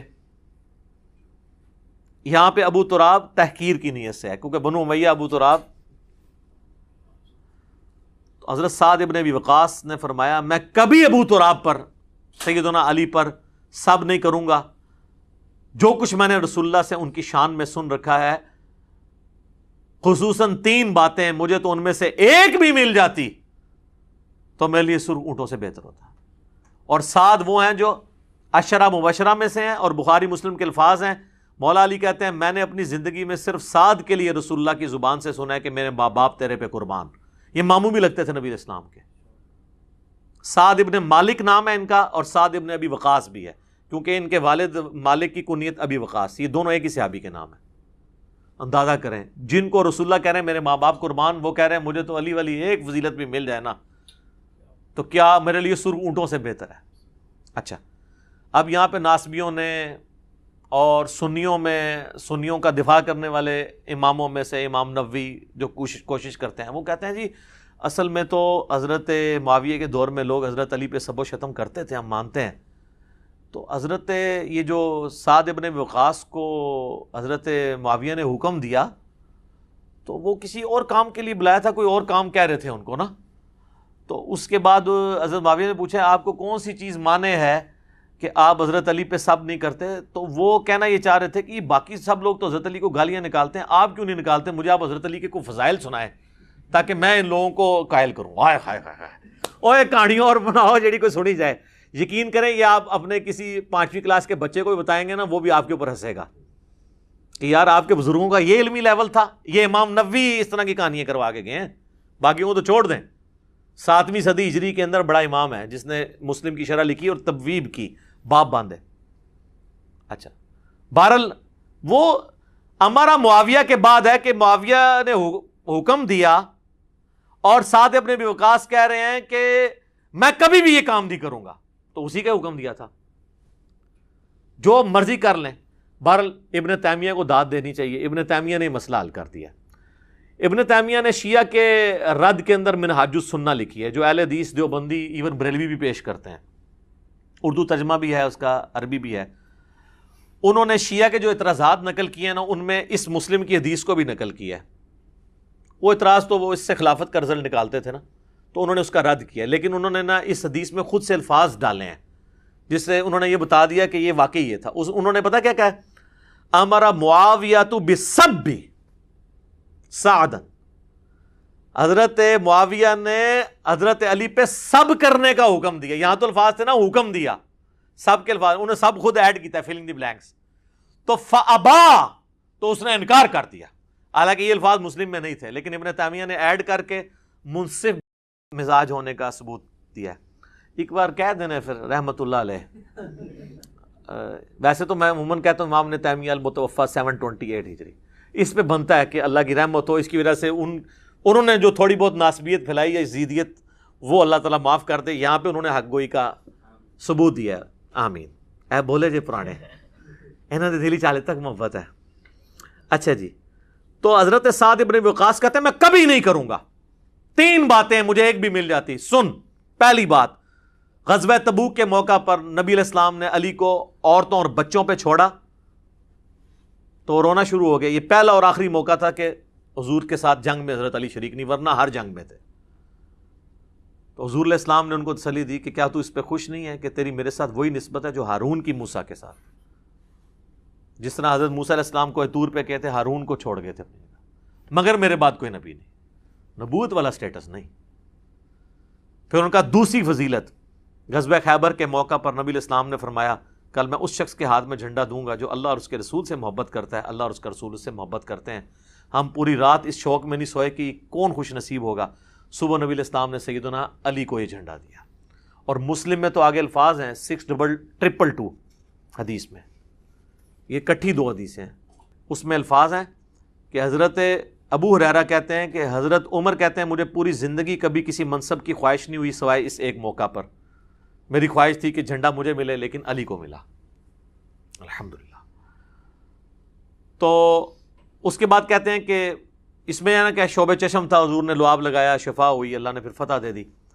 اور ان کا تیسری فضیلت سن، جب نجران کے عیسائیوں کا وفد آیا تو نبی علیہ السلام نے ان پہ دلائل تمام کیے، تو اینڈ پہ اللہ تعالیٰ نے حکم نازل کیا، سورہ آل عمران آیت نمبر 61 آیت مباہلہ. تو نبی علیہ السلام نے سیدنا حسن، حسین، فاطمہ اور سیدنا علی کو لیا اور کہا اللہم ہؤلاء اہل بیتی، یہ میرے اہل بیت ہیں. تو اب یہ فضیلت تو بہت بڑی تھی. تو حالانکہ نبی علیہ السلام کی 9 بیویاں تھیں، وہ بھی اہل بیت ہیں، اور قرآن میں آیا تھا عورتوں کو لے آؤ، تو نبی علیہ السلام کسی بیوی کو بھی لا سکتے تھے، لیکن آپ حسن و حسین، سیدہ فاطمہ اور سیدنا علی کو لے کر آئے. تو مجھے ان میں سے کوئی ایک بھی فضیلت مل جاتی نا میرے لیے کافی تھی.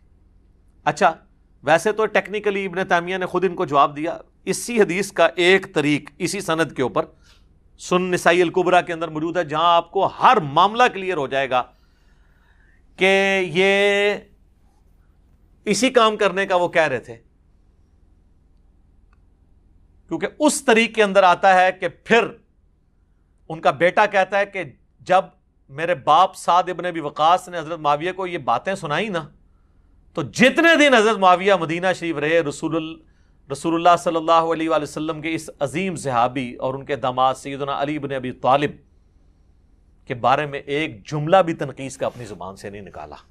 تو وہی نکالتے تھے نا. ٹھیک ہے. اور ایک طریق اس کا سپورٹیو ابن ماجہ میں بھی ہے،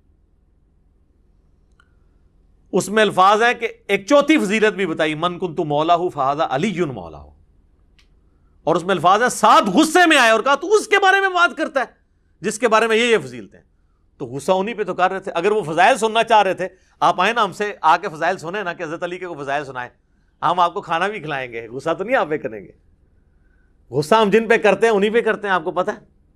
تو کوئی بات کرنے والی کریں. اچھا یہ سنن نسائی الکبریٰ نا ایک بڑی نیکی کا کام ہوا ہے اس امت کے اندر. میں تھوڑا آپ کو بتا بھی دوں چونکہ یہ سب و شتم کی اکثر احادیث سنن نسائی الکبریٰ میں. میرے بھائیو امام احمد بن شعیب نسائی رحمہ اللہ تعالی المتوفی 303 ہجری، یہ اہل سنت کے بڑے ائمہ میں سے ہیں. بخاری اور مسلم کے بعد روئے ارض پہ اہل سنت کی سب سے صحیح ترین کتاب سنن نسائی ہے. ویسے اس کو ترتیب میں 5ویں نمبر پہ نام لیتے ہیں، بخاری، مسلم، ترمذی، ابو داؤد، نسائی، ابن ماجہ. لیکن صحت کے اعتبار سے سب سے کم ضعیف روایتیں اگر جس کتاب میں ہے نا وہ سنن نسائی ہے، بخاری مسلم کے بعد. امام نسائی نے یہ کتاب لکھی تھی سنن نسائی الکبریٰ، جس میں 11,770 احادیث تھی، 11,770. ہمارے پاس جو سنن نسائی ہے کدھر، ادھر پڑی ہوئی ہے، ادھر پڑی ہوئی ہے یہاں پہ.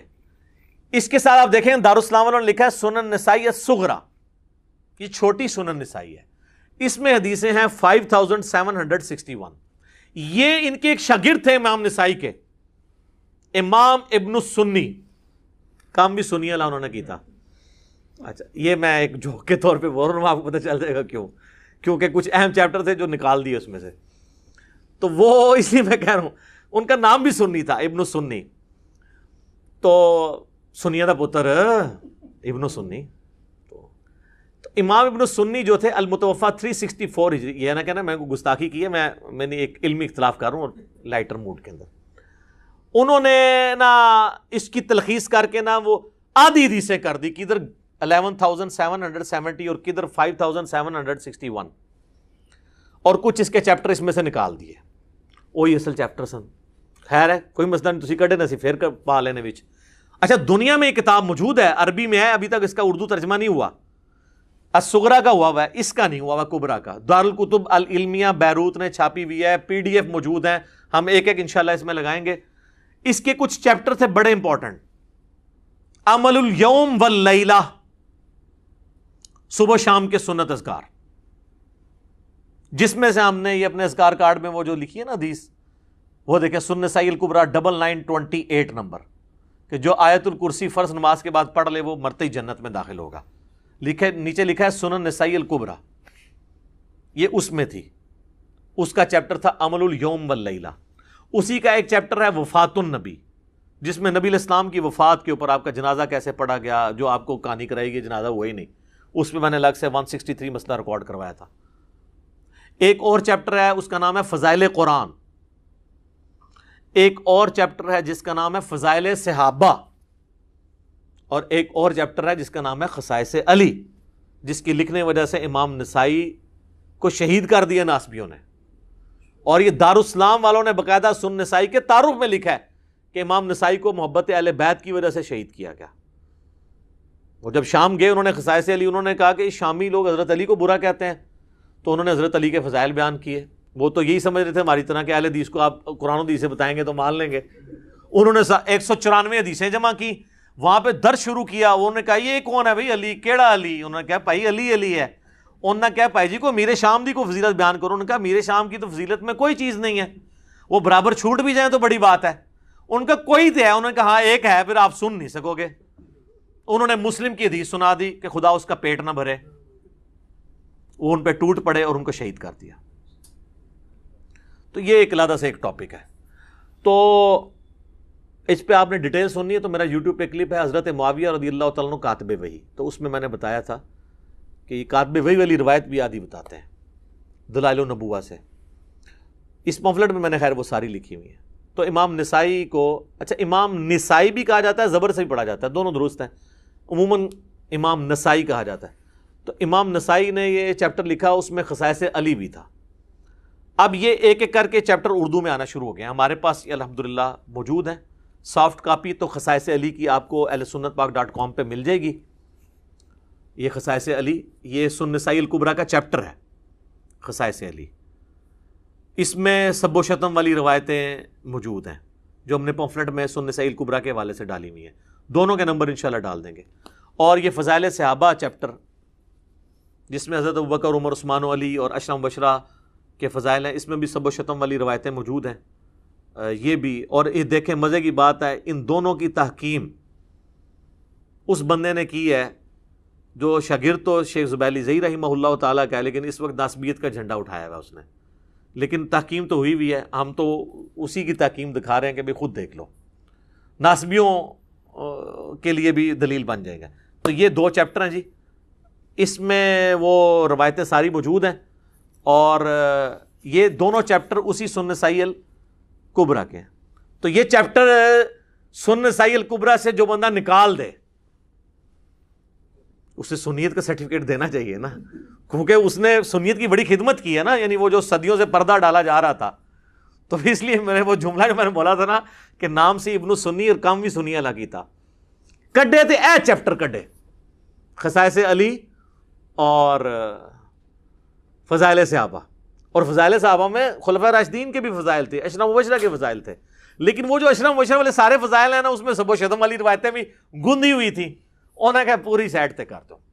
واللہ عالم، ہو سکتا ہے میری بدگمانی ہو، لیکن قرائن ہمیں یہ بتاتے ہیں کہ امت کے وسیع تر مفاد میں بڑے بڑے بزرگوں نے اس طرح کے بہت بڑے بڑے کام کیے ہیں۔ وہ آج آپ کو کچھ میں روایتیں بتاؤں گا کہ وہ کیا کیا کام کیے ہیں۔ سنن نسائی الکبریٰ کا تعارف ہو گیا، اب اسی میں سے ایک اور روایت سنیں۔ ایک تابعی کہتے ہیں میں سعد ابن ابی وقاص کو ملنے گیا تو وہ ہم سے پوچھنے لگے کہ میں نے سنا ہے کہ تم سیدنا علی کو گالیاں دیتے ہو۔ میں نے عرض کیا کیا واقعی آپ نے ہمارے متعلق ایسی بات سنی ہے؟ تو انہوں نے فرمایا ہاں ایسا ہی ہے، شاید تم نے بھی ان کو گالی دی ہو۔ میں نے عرض کیا اللہ کی پناہ کہ ہم کبھی کوئی ایسی حرکت کریں۔ تو سعد ابن ابی وقاص نے فرمایا دیکھنا علی ابن ابی طالب کو کبھی گالی نہ دینا، بے شک اگر یہ لوگ میری مانگ یعنی یہ جو سر کے درمیان آرا بھی رکھ دیں اور مجھے دھمکی دیں کہ 2 ٹکڑے کر دیے جائیں گے، اور مجھے کہیں کہ میں علی کو گالی دوں، تو پھر بھی میں علی کو گالی نہیں دوں گا، کیونکہ میں نے خود رسول اللہ سے علی کے فضائل میں بہت کچھ سن رکھا ہے۔ اچھا یہ کون تھے؟ وہ کوئی ایرانی فنڈڈ لوگ تھے جو حضرت سعد کو کہتے تھے کہ علی کو گالیاں دو؟ کوئی سعودی ریال آتے تھے ان کو؟ بنو امیہ تھے؟ اچھا المستدرک للحاکم میں ایک حدیث ہے،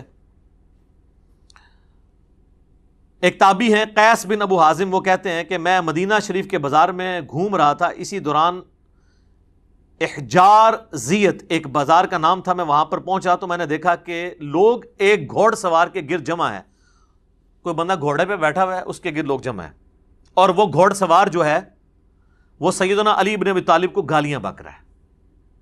یار دیکھو، اندازہ کرو، یہ مسلمانوں کی حالت ہے، اور لوگ اس کے گرد مجمع لگائے ہوئے ہیں۔ اسی دوران سعد ابن ابی وقاص وہاں تشریف لے آئے، وہی سعد، تو وہ مجمع کو چیرتے ہوئے آگے آگے، لوگ بھی ان کے احترام میں ہٹ گئے، ظاہر ہے اتنا بڑا صحابی۔ پھر انہوں نے اس شخص کو مخاطب کر کے کہا کہ تو کس بنیاد پر علی ابن طالب کو گالیاں دے رہا ہے؟ مجھے بتا، کیا علی سب سے پہلے مسلمان نہیں ہوا تھا؟ کیا سب سے پہلا شخص جس نے رسول اللہ کے ساتھ نماز پڑھی وہ علی نہیں تھا؟ کیا دنیا سے سب سے زیادہ بے رغبتی رکھنے والا شخص علی نہیں تھا؟ کیا سب سے بڑھ کر علم رکھنے والا شخص علی نہیں تھا؟ پھر سعد ابن ابی وقاص مزید فضائل ذکر کرتے رہے، حتیٰ کہ فرمایا کہ کیا علی رسول اللہ کی صاحبزادی کے رشتے سے آپ کا داماد نہیں تھا؟ کیا رسول اللہ کے غزوات میں علی آپ کے جھنڈے کو تھام کر سب سے آگے نہیں ہوتا تھا؟ اس میں سے کوئی ایک فضیلت بھی کسی اور بندے کو حاصل ہے اس لیول کی؟ داماد حضرت عثمان ہیں لیکن نسل نہیں چلی، اہل بیت جو ہیں وہ اولاد علی ہے۔ پھر حضرت صاحب نے اپنا منہ قبلے کی طرف کیا اور دونوں ہاتھ اٹھا کر کہا اے اللہ، یہ شخص تیرے ولیوں میں سے ایک ولی کو گالیاں بک رہا ہے، اس ہجوم کے منتشر ہونے سے پہلے اپنی قدرت کا مظاہرہ دکھا۔ سیدنا قیس بن ابو حازم کہتے ہیں ہم ابھی منتشر بھی نہ ہوئے تھے کہ اس گستاخ کی سواری نے اس کی سواری زمین میں دسنے لگی، تو اس سواری نے اس کو زمین پر پٹخ دیا، اس کی کھوپڑی ایک پتھر پر جا کر لگی اور وہیں پر اس کا بھیجا باہر نکل آیا اور وہ مر گیا۔ اذانیں شروع ہو چکی ہیں انشاءاللہ، بقیہ کی احادیث اذانوں کے وقفے کے بعد صلی اللہ علیہ وسلم۔ ہاں جی جناب، اگلی حدیث سنن ابی داؤد سے ہے، انٹرنیشنل نمبر ہے اس کا 4648۔ یہ وہ عشرہ مبشرہ والی حدیث، 10 جنتی صحابہ ایک مجلس میں۔ اب دیکھیں یہ حدیث بھی یہ لوگ پوری نہیں بیان کر سکتے. جو میں آپ سے کہہ رہا تھا نا کہ یعنی پردہ ڈالا جاتا ہے، تو اس میں بھی آپ دیکھیں امام ابو داؤد نے ان لوگوں کے نام چھپا لیے ہیں جو بیچ میں تھے اور فلاں فلاں کر کے بات کی ہے. الفاظ دیکھیں، عبداللہ بن ظالم تابعی بیان کرتے ہیں کہ جب فلاں شخص کوفے میں آیا تو اس نے فلاں شخص کو خطیب مقرر کیا. یار وہ جو آئے ہیں وہ بندے کا نام ہی ہوئے گا نا، ٹھیک ہے. وہ پھر سنن نسائی الکبریٰ کے جو چیپٹر ہے اس میں آپ کو کھلے گا، جو چیپٹر امام ابن السنی نے نکالا تھا. پتہ چلا وہ کیوں نکالا تھا چیپٹر؟ تاکہ یہ فلاں فلاں والا بھی معاملہ اب، لیکن امام نسائی کا یہ چیپٹر تو آ چکا ہے نا جی، عربی میں تو پہلے سے تھا. یہ دونوں سسپینس ہیں، یہ فلاں فلاں کون تھا وہ اگلی روایت میں. ابھی آپ مزہ لیں اس کا. وہ کہتے ہیں جب فلاں شخص آیا تو پھر سیدنا سعید ابن زید نے میرا ہاتھ پکڑا، حضرت عمر کا بہنوئی. اس ظالم کو دیکھ رہے ہو؟ کس کو ظالم کہہ رہے ہیں؟ جو حضرت علی پہ سب و شتم کر رہا ہے. ٹھیک ہے.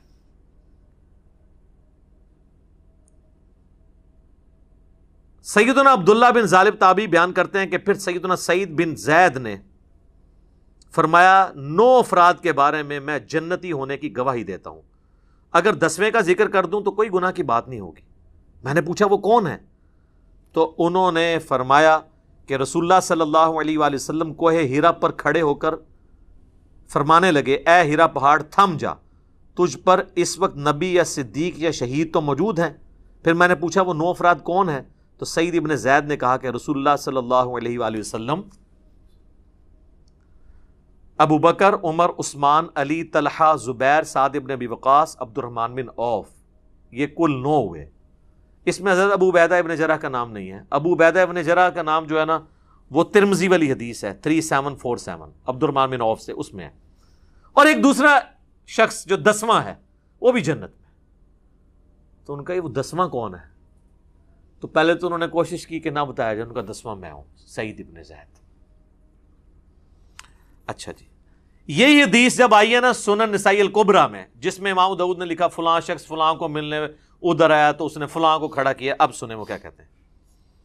سیم سند ہے. عبداللہ بن ظالم تابعی رحمہ اللہ بیان کرتے ہیں کہ جب حضرت معاویہ بن ابی سفیان کوفے میں آئے تو حضرت مغیرہ ابن شعبہ نے کچھ خطیب مقرر کیے.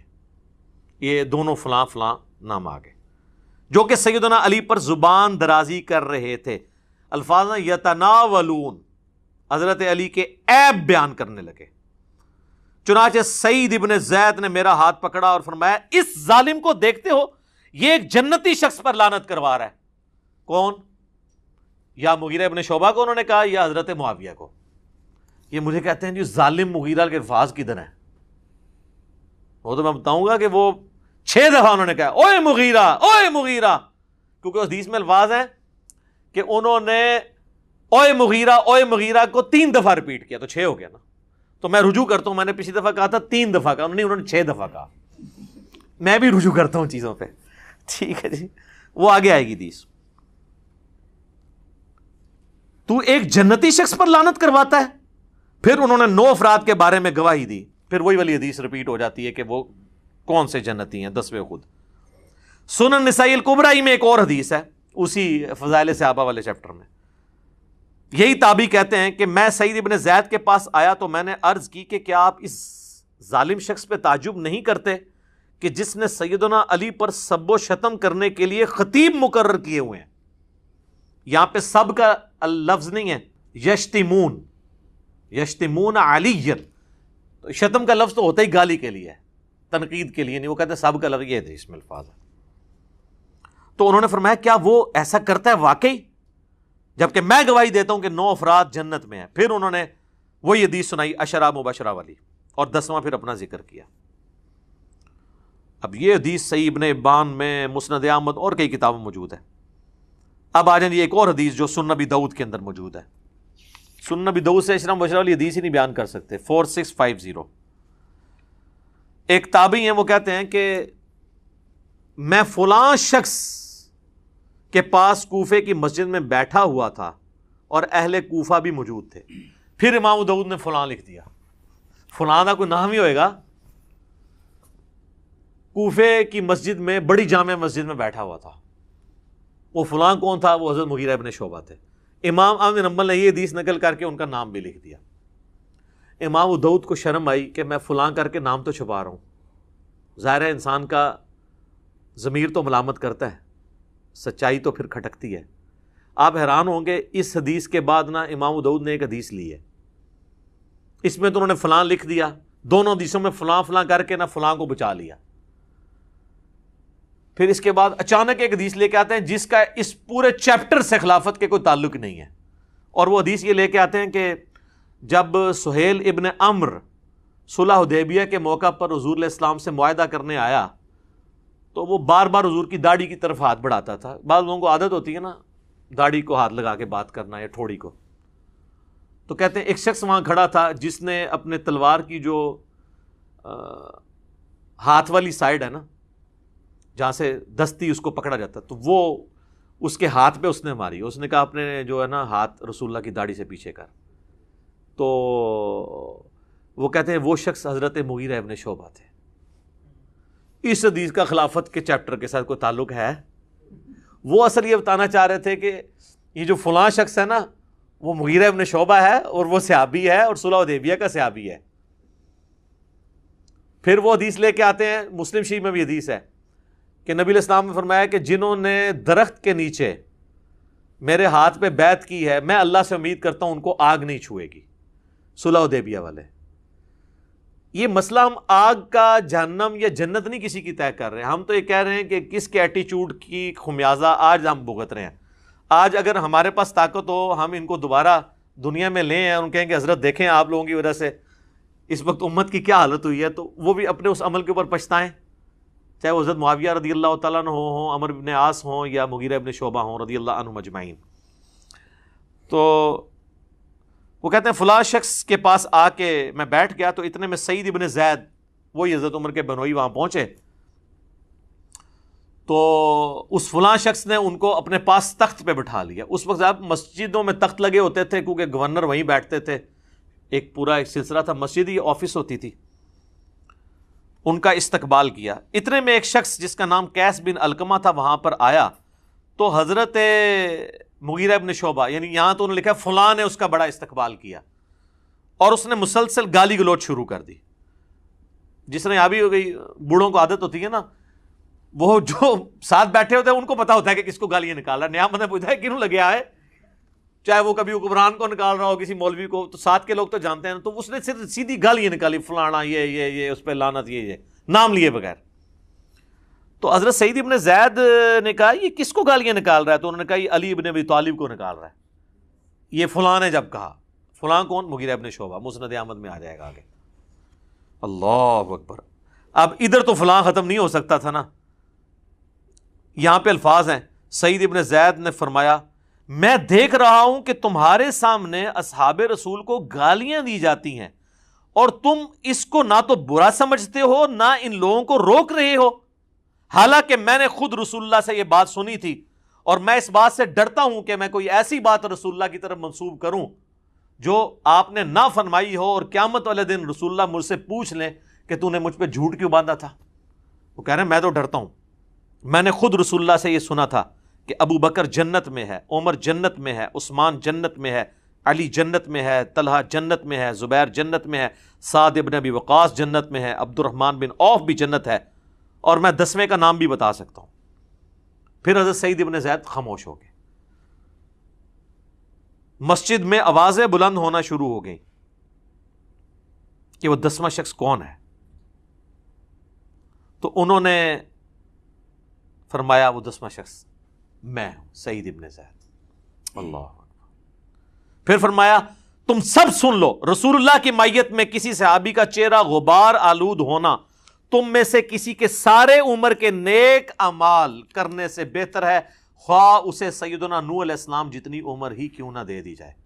یہ آپ کو حدیثیں تو بیان کرتے ہیں, آپ کو یہ نہیں بتاتے یہ حدیثیں کن لوگوں کو سنائی جاتی تھی, جن لوگوں کا آپ دفاع کر رہے ہیں اور جن کے فضائل آپ کو سنانے چاہیے ان کے فضائل سنانے کو آپ رافضیت کہتے ہیں.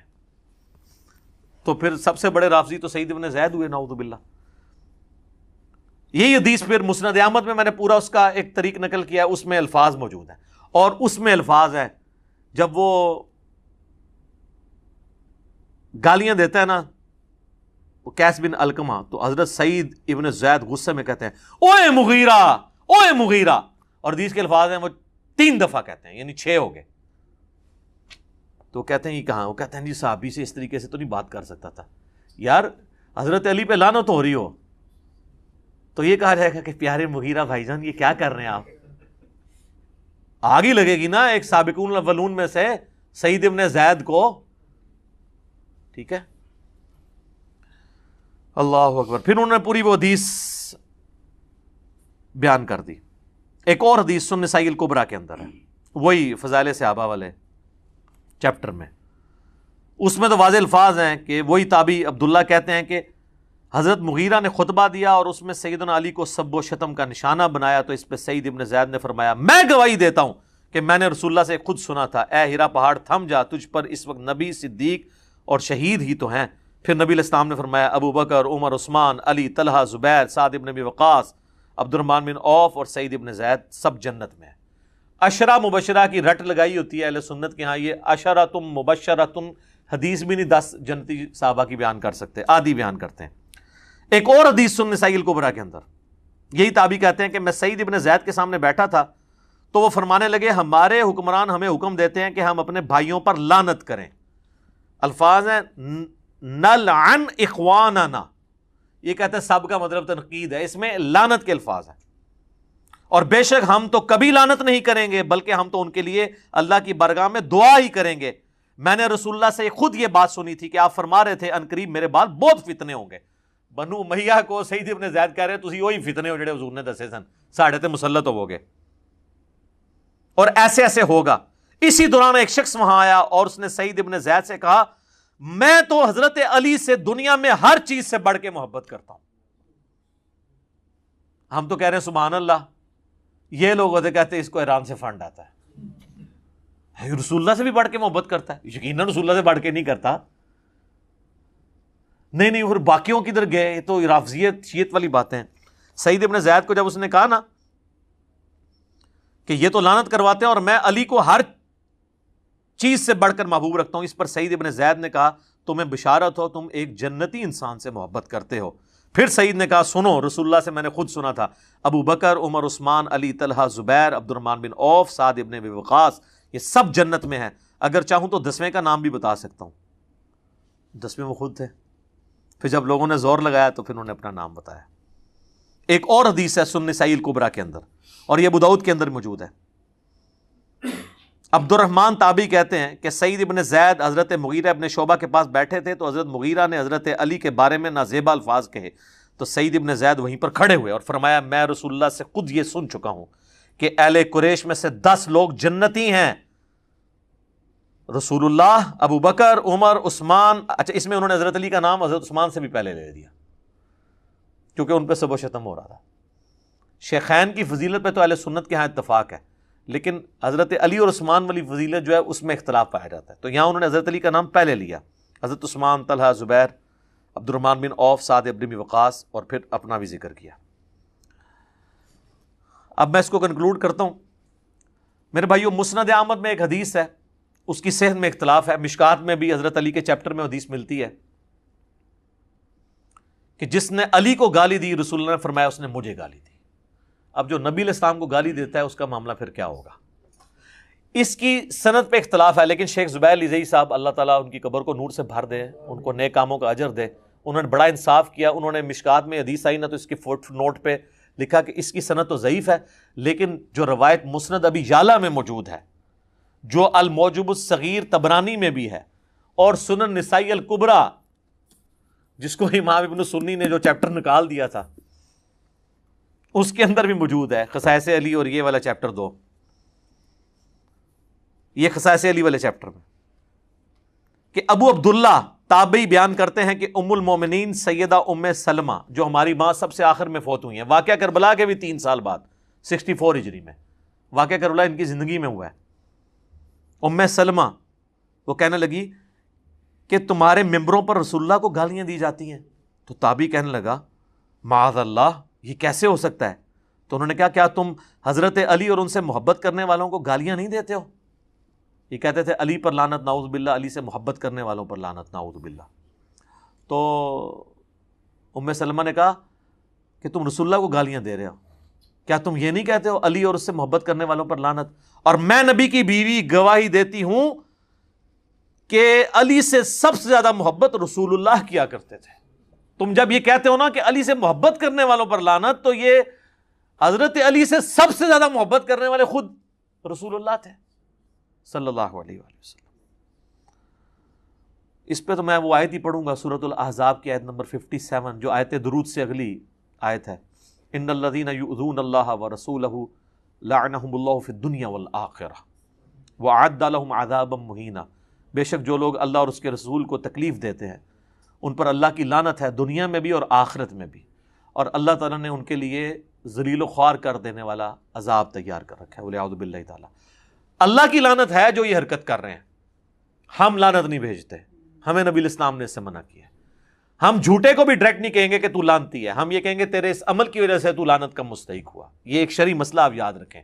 ہمارا جو اختلاف ہے نا روافظ کے ساتھ، غالی شیعوں کے ساتھ، وہ یہ ہے کہ آپ لعنت آپ نہ بھیجیں، جس نے کیا وہ خود بھگتے گا، اور جو فوت ہو چکا وہ اپنے انجام کو ویسے ہی پہنچ چکا، ضرورت ہی نہیں ہے۔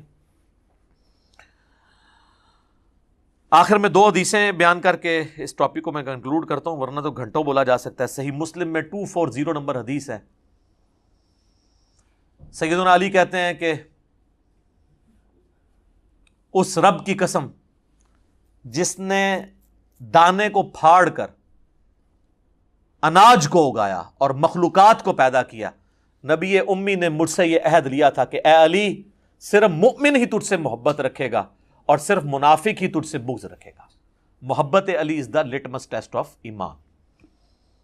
میں اس کی انجینئرنگ نہیں کرتا اس حدیث کی، جس سے فٹ اسے گفٹ، بس میں اسی کے اوپر اس کو کنکلوڈ کرتا ہوں۔ اور آخری حدیث جو مسند احمد میں مرفوع روایت بھی موجود ہے، مشکات کے اندر بھی موجود ہے، کہ نبی الاسلام نے فرمایا تھا اے علی، تم میری امت میں عیسیٰ ابن مریم کی مثل ہو۔ عیسائی ان کی شان میں غلو کر کے برباد ہو گئے، اور یہودی ان کی گستاخی کر کر برباد ہوئے، حتیٰ کہ ان کی والدہ پر بھی تہمت لگائی۔ اور اس کے ساتھ یہ الفاظ ہیں، حضرت علی کہتے ہیں میرے بارے میں بھی 2 طرح کے لوگ تباہ ہو جائیں گے، میری محبت میں غلو کر کے اور میری دشمنی میں۔ اس کی روایت کی سند پہ اختلاف ہے، لیکن اس کو سپورٹیو حدیث فضائل صحابہ احمد بن حنبل کی کتاب میں 2 روایتیں ہیں، حضرت علی سے موقوفاً خود حضرت علی کہہ رہے ہیں، اور جب غیبی خبر کوئی صحابی بیان کر رہا ہو تو یہ امپلائیڈ ہوتا ہے کہ نبی نے ہی ان کو خبر دی ہے، کیونکہ علم الغیب اللہ کی طرف سے صرف نبیوں کو عطا ہوتا ہے جو غیبی خبریں ملتی ہیں۔ سورہ آل عمران کی آیت نمبر 179 ہے نا، کہ اللہ کی یہ شان نہیں کہ تمہیں غیب پر مطلع کرے، مگر وہ اپنے رسولوں میں سے جسے چاہتا ہے چن لیتا ہے، پھر ان کو غیبی خبریں دیتا ہو۔ تمہارا کام ہے کہ تم رسولوں پر ایمان لاؤ، ان کی غیبی خبروں پر۔ تو مولا علی کہتے ہیں کہ فضائل صحابہ احمد بن حنبل کی کتاب میں کہ میری وجہ سے 2 فرقے گمراہ ہوں گے اور میری وجہ سے 2 فرقے دوزخ میں جائیں گے۔ یہ دونوں الفاظ ہیں، ایک میری محبت میں غلو کر کے اور ایک میری دشمنی میں، یعنی رافضی اور ناصبی۔ رافضیوں کی اکثریت جو محبت میں غلو کرتے ہیں اہل تشیع میں پائی جاتی ہے، اور ناصبیوں کی اکثریت اہل سنت میں پائی جاتی ہے۔ اگرچہ اہل سنت میں ان کی کتے کی بھی اوقات نہیں ہے، لیکن وہ اپنے آپ کو چھپا کر لانچ کرتے ہیں، اور پھر ہمارے جیسے لوگ بھی دنیا میں موجود ہیں تو جو ان کو ننگا کر دیتے ہیں۔ بہرحال پریکٹیکلی مجھ سے لوگ اکثر پوچھتے ہیں، چلے آج میں یہ بھی ٹروتھ ریویل کر دیتا ہوں کہ جی ہم بار بار یہ نعرہ لگاتے ہیں کہ نہ میں وہابی نہ میں بابی، نہ ہم سو کالڈ وہابی ہیں، کوئی علمی بات کرے اسے وہابی کہتے ہیں، نہ ہم بابی ہیں بابوں کا دفاع کرنے ہیں۔ اور بابی میں یہ سارے فرقے شامل ہیں، بریلوی، دیوبندی، اب تو خیر اہل حدیث بھی شامل ہو گئے، اور شیعہ جو اپنے بابوں کے پیچھے چلتے ہیں۔ نہ میں وہابی نہ میں بابی، میں ہوں مسلم علمی کتابی۔ بہرحال اگر ہم سے کوئی مین سٹریم جو امت میں 2 دراڑیں ہیں سنی اور شیعہ، اس میں پوچھے تو ہم کہیں گے ہم اہل سنت کے منہج پہ ہیں، انہی کی کتابیں ہم نے رکھی ہیں۔ اس کی وجہ ہے کہ پریکٹیکلی اہل سنت کا جو منہج ہے اس کو اللہ نے یہ غیبی تائید اس کے ساتھ کر دی ہے کہ اہل سنت میں ڈومیننٹ اکثریت اہل بیت سے محبت کرنے والی، اور ایون اہل بیت سے محبت کرنے والے لوگ بھی اپنے جذبات میں حد کو کراس کرتے ہوئے بنو امیہ پر لعنت نہیں کرتے۔ یا نعوذ باللہ یہاں پہ جو ناسبی بھی ہیں وہ بھی یعنی حضرت علی پہ سب و شتم کا نہیں سوچ سکتے، منہ چھپاتے پھرتے ہیں. لیکن اس کے اگینسٹ شیعہ میں ممبر ڈومیننٹ ان لوگوں کے ہاتھ میں جو خلفائے ثلاثہ پر یا حضرت معاویہ پر، عمر بن عاص پر، مغیرہ ابن شعبہ رضی اللہ عنہم اجمعین پر لعنت کرتے ہیں. میں قطعاً نہیں کہتا آپ ان سے علمی اختلاف نہ رکھیں، بلکہ واللہ شاید میرا علمی اختلاف آپ سے زیادہ ہو ان کے ساتھ. آپ کا جذباتی اختلاف ہے، میرا علمی ہے. اور رہی اہل بیت کی محبت، تو میں دنیا میں کسی سو کالڈ شیعہ سے اپنی محبت اہل بیت بھی ایکسچینج کرنے کے لیے تیار نہیں ہوں الحمدللہ. تو ہمیں کسی سرٹیفکیٹ لینے کی ضرورت نہیں ہے. لیکن یہ بات ماننے والی ہے کہ اہل سنت کے منہج کے ساتھ اللہ کی غیبی تائید ہے. عمر بن عبدالعزیز جیسے مجدد نے اس فتنے کا قلع کما کیا، یہ سب و شتم والے کا، آج تک دوبارہ اس فتنے نے سر نہیں اٹھایا الحمدللہ.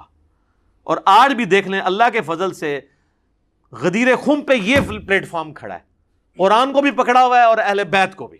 اہل بیت کا بھی دفاع اس پلیٹ فارم سے ہو رہا ہے، قرآن کی توحید بھی اس پلیٹ فارم سے بیان ہو رہی ہے. اہل بیت کے دفاع کے اندر علمی پلیٹ فارم کون سا ہے؟ سنی شیعہ کو پیش کرے نا. تو اللہ کے فضل سے یہ جو اسلام کی نشت ثانیہ ہو رہی ہے، امام محمد بن عبداللہ المہدی کی تیاریاں شروع ہو رہی ہیں، اس کے لیے دنیا کو اس پیج پہ آنا تھا. ادروائز تو یقین کریں کہ آپ ذرا، میرا ایک معصومانہ سوال ہے، کیا امام مہدی دنیا میں آ کر حضرت فاطمہ کی اولاد سے ہو کر حسن و حسینی ہو کر یزید کو رحمۃ اللہ علیہ کہہ رہے ہوں گے؟ آپ امیجن کر سکتے ہیں؟ اور یہاں تو لوگ اپنے جھوٹے لیڈروں کے دشمنوں کو گالیاں نکالتے ہیں، اپنے جھوٹے لیڈروں اور اپنے جھوٹے آباء و اجداد کے دفاع کے لیے، جن کے آباء و اجداد ہی سچے ہیں، جن کے گھر سے ہمیں دین ملا ہے. ان کی اولاد میں مسلمانوں کا امام جو پیدا ہوگا وہ یہ کہے گا کہ یزید ٹھیک تھا اور حسین جو ہے نعوذ باللہ باغی تھا، یا دونوں ٹھیک تھے؟ یا وہ یہ کہے گا کہ مولا علی نے جنگ جمل صفین اور نہروان جو باغیوں کے خلاف لڑی ہے وہ غلط لڑی ہے؟ نہیں. تو اس سے پہلے اس چیز کی ضرورت تھی کہ راہ ہموار ہو. تو دیکھیں سر کیسی راہ ہموار ہوئی ہے. آپ کیا سمجھتے ہیں صرف 50% جو مسلمان اردو سپیکنگ ہیں ان تک یہ دعوت پہنچ رہی ہے؟ نہ سر نہ. ہمارا یہ ریسرچ پیپر عربی میں بھی لوگوں نے فوٹو کاپی کرا کے عربیوں کو دیا ہے. اللہ کے فضل سے ان کے منہ سے بھی جھاگ نکلی ہے یا انہوں نے سچائی قبول کی ہے. اور عرب کے اندر بھی کئی اسکالر ہیں جو سچائی بیان کر رہے ہیں. تو اگر سنی میں آ گئے تو شیعوں نے نہیں ماننا امام مہدی کو، اور شیعوں میں آ گئے سنیوں نہیں ماننا. تو انشاءاللہ دونوں میں نہیں آئیں گے، وہ انشاءاللہ بکش مسلمان ہوں گے. ٹھیک ہے نا؟ اب میں نہیں کہتا میری نسبت ان کو کوئی حاصل ہو جائے گی نعوذ باللہ. میں کہہ رہا ہوں ہم ان کے خدمت گار ہیں، ان کے لیے گراؤنڈ پرووائڈ کر رہے ہیں اللہ کے فضل سے. تو یہ سب و شتم والا معاملہ بھی ہمارے کئی بھائیوں نے مجھے 3 سال سے نا، وہ جنہوں کہتے ہیں نا بار بار پنچ کرتے تھے، جناب ریکارڈ کراؤ جی، ریکارڈ کراؤ جی. میں کہ یار لکھ دیا، اب خام خواہ میں بات کروں گا تو وہ کہیں گے اس کو موضوع خود بنا رہا ہے. اب چونکہ یہ موضوع انٹرنیشنل موضوع بنا، ایک ٹی وی چینل کے اوپر لاکھوں کے مجمع اس وقت مولوی اکٹھے کر رہے ہیں، آپ دیکھ رہے ہیں. اور وہ تنظیمیں جو بینڈ تھیں وہ دوبارہ سے سر اٹھا کے اسی کو کی پلی لے کر تو دوبارہ سے معاملے کو اچھال رہی ہیں. تو مجھے یہ موقع غنیمت ملا کہ میں ان تک بھی، وہ بیچارے مخلص لوگ ہیں، میں نہیں کہتا ان کے اخلاص میں شک ہے، بیچارے روتے ہیں صحابہ کی محبت میں، لیکن ان کو یہ نہیں پتا کہ وہ ان میں سے بعض ان لوگوں کی محبت میں بھی رو رہے ہیں کہ سارا کیا کرائی ان لوگوں کا ہے. تو جب ان کو حقیقت بتائی جائے گی نا کہ یار یہ جو سب و شتم والی بدعت ہے یہ شروع کس نے کی تھی، تم یہ نعرہ جو لگاتے ہو، مجھے یہ نعرہ بہت پسند ہے، خلافت راشدہ حق 4 یار. بس حق 4 یار تک رو یار، آگے نہ جاؤ. اور پھر حق 4 یار کا پھر حق ادا کرو. ان 4 یاروں کے خلاف جو کھڑا ہوا ہے نا، پھر اس کو سپورٹ نہ کرو. سیدنا علی اور بنو امیہ کہ وہ لوگ جو حضرت علی کے مخالفین تھے، ان کی محبت ایک دل میں جمع نہیں ہو سکتی. ایک تو آپ وہ سیف سائڈ کریں کہ مولا علی کی محبت ایمان کا حصہ ہے. 240 صحیح مسلم کی حدیث. پھر بھی آپ کی تسلی نہ ہو تو ہم آخر میں آپ کے لیے دعا کریں گے کہ اللہ تعالیٰ آپ کا حشر بنو امیہ اور بنو عباس کے ساتھ کرے، اور ہمارا حشر اللہ تعالیٰ اہل بیت کے ساتھ سیدنا علی، حسن حسین اور سیدہ فاطمہ کے ساتھ کرے. آمین کہہ دو تسی، آمین جو کبھی نہیں رہو گے اس تو بعد. آمین یہ لوگ نہیں کہہ سکتے، یہ کانفیڈنس ہی لوز کر جاتے ہیں. ویسے آپ کو کبھی قسطنطینیہ والی بشارت جو ہے وہ یزید پہ فٹ کریں گے، کبھی سمندری جہاد والی جو ہے وہ کسی اور پہ فٹ کریں گے، اور فلاں پر. فلاں والی فلاں پر، فلاں والی فلاں پر.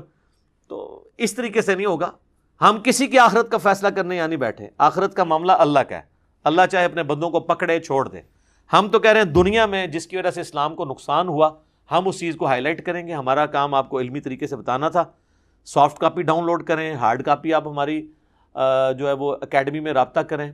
صبح 9 سے لے کے شام 5 بجے تک. 032159006162 یہ نمبر میں اس لیے نہیں بتا رہا کہ جو چند لوگوں کو تکلیف ہو تو وہ اس پہ گالیاں دیں. آپ گالیاں بھی دے لیں، ہمیں کوئی نہیں ہوتا. مولا علی نے گالیاں کھائی ہیں تو ہم انگلی کٹا کے شہیدوں میں ہم بھی شامل ہو جائیں گے. اس لیے دے رہا ہوں کہ ریسرچ پیپر منگوائیں، اسے پڑھیں، اور اس میں نے ائمہ کے بھی اقوال لکھے ہیں. اور ابھی چند دن پہلے میری ایک ویڈیو بھی ریکارڈ ہوئی ہے. 2 ویڈیوز ہیں، وہ آپ ضرور دیکھیں.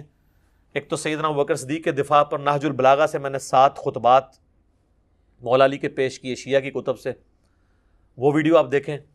اور ایک ویڈیو ہے حضرت معاویہ رضی اللہ تعالیٰ عنہ اور ائمہ اہل سنت. 15 ریفرنسز میں نے اہل سنت کے اماموں سے، خلیفہ راشد سیدنا علی سے شروع ہوں، عمار ابن یاسر، پھر نیچے آتے آتے آتے وہ سارے بزرگ جن کا نام بھی آپ وضو کے بغیر لیتے ہوئے گستاخی سمجھتے ہیں، ان کے میں نے حوالے پیش کیے ہیں.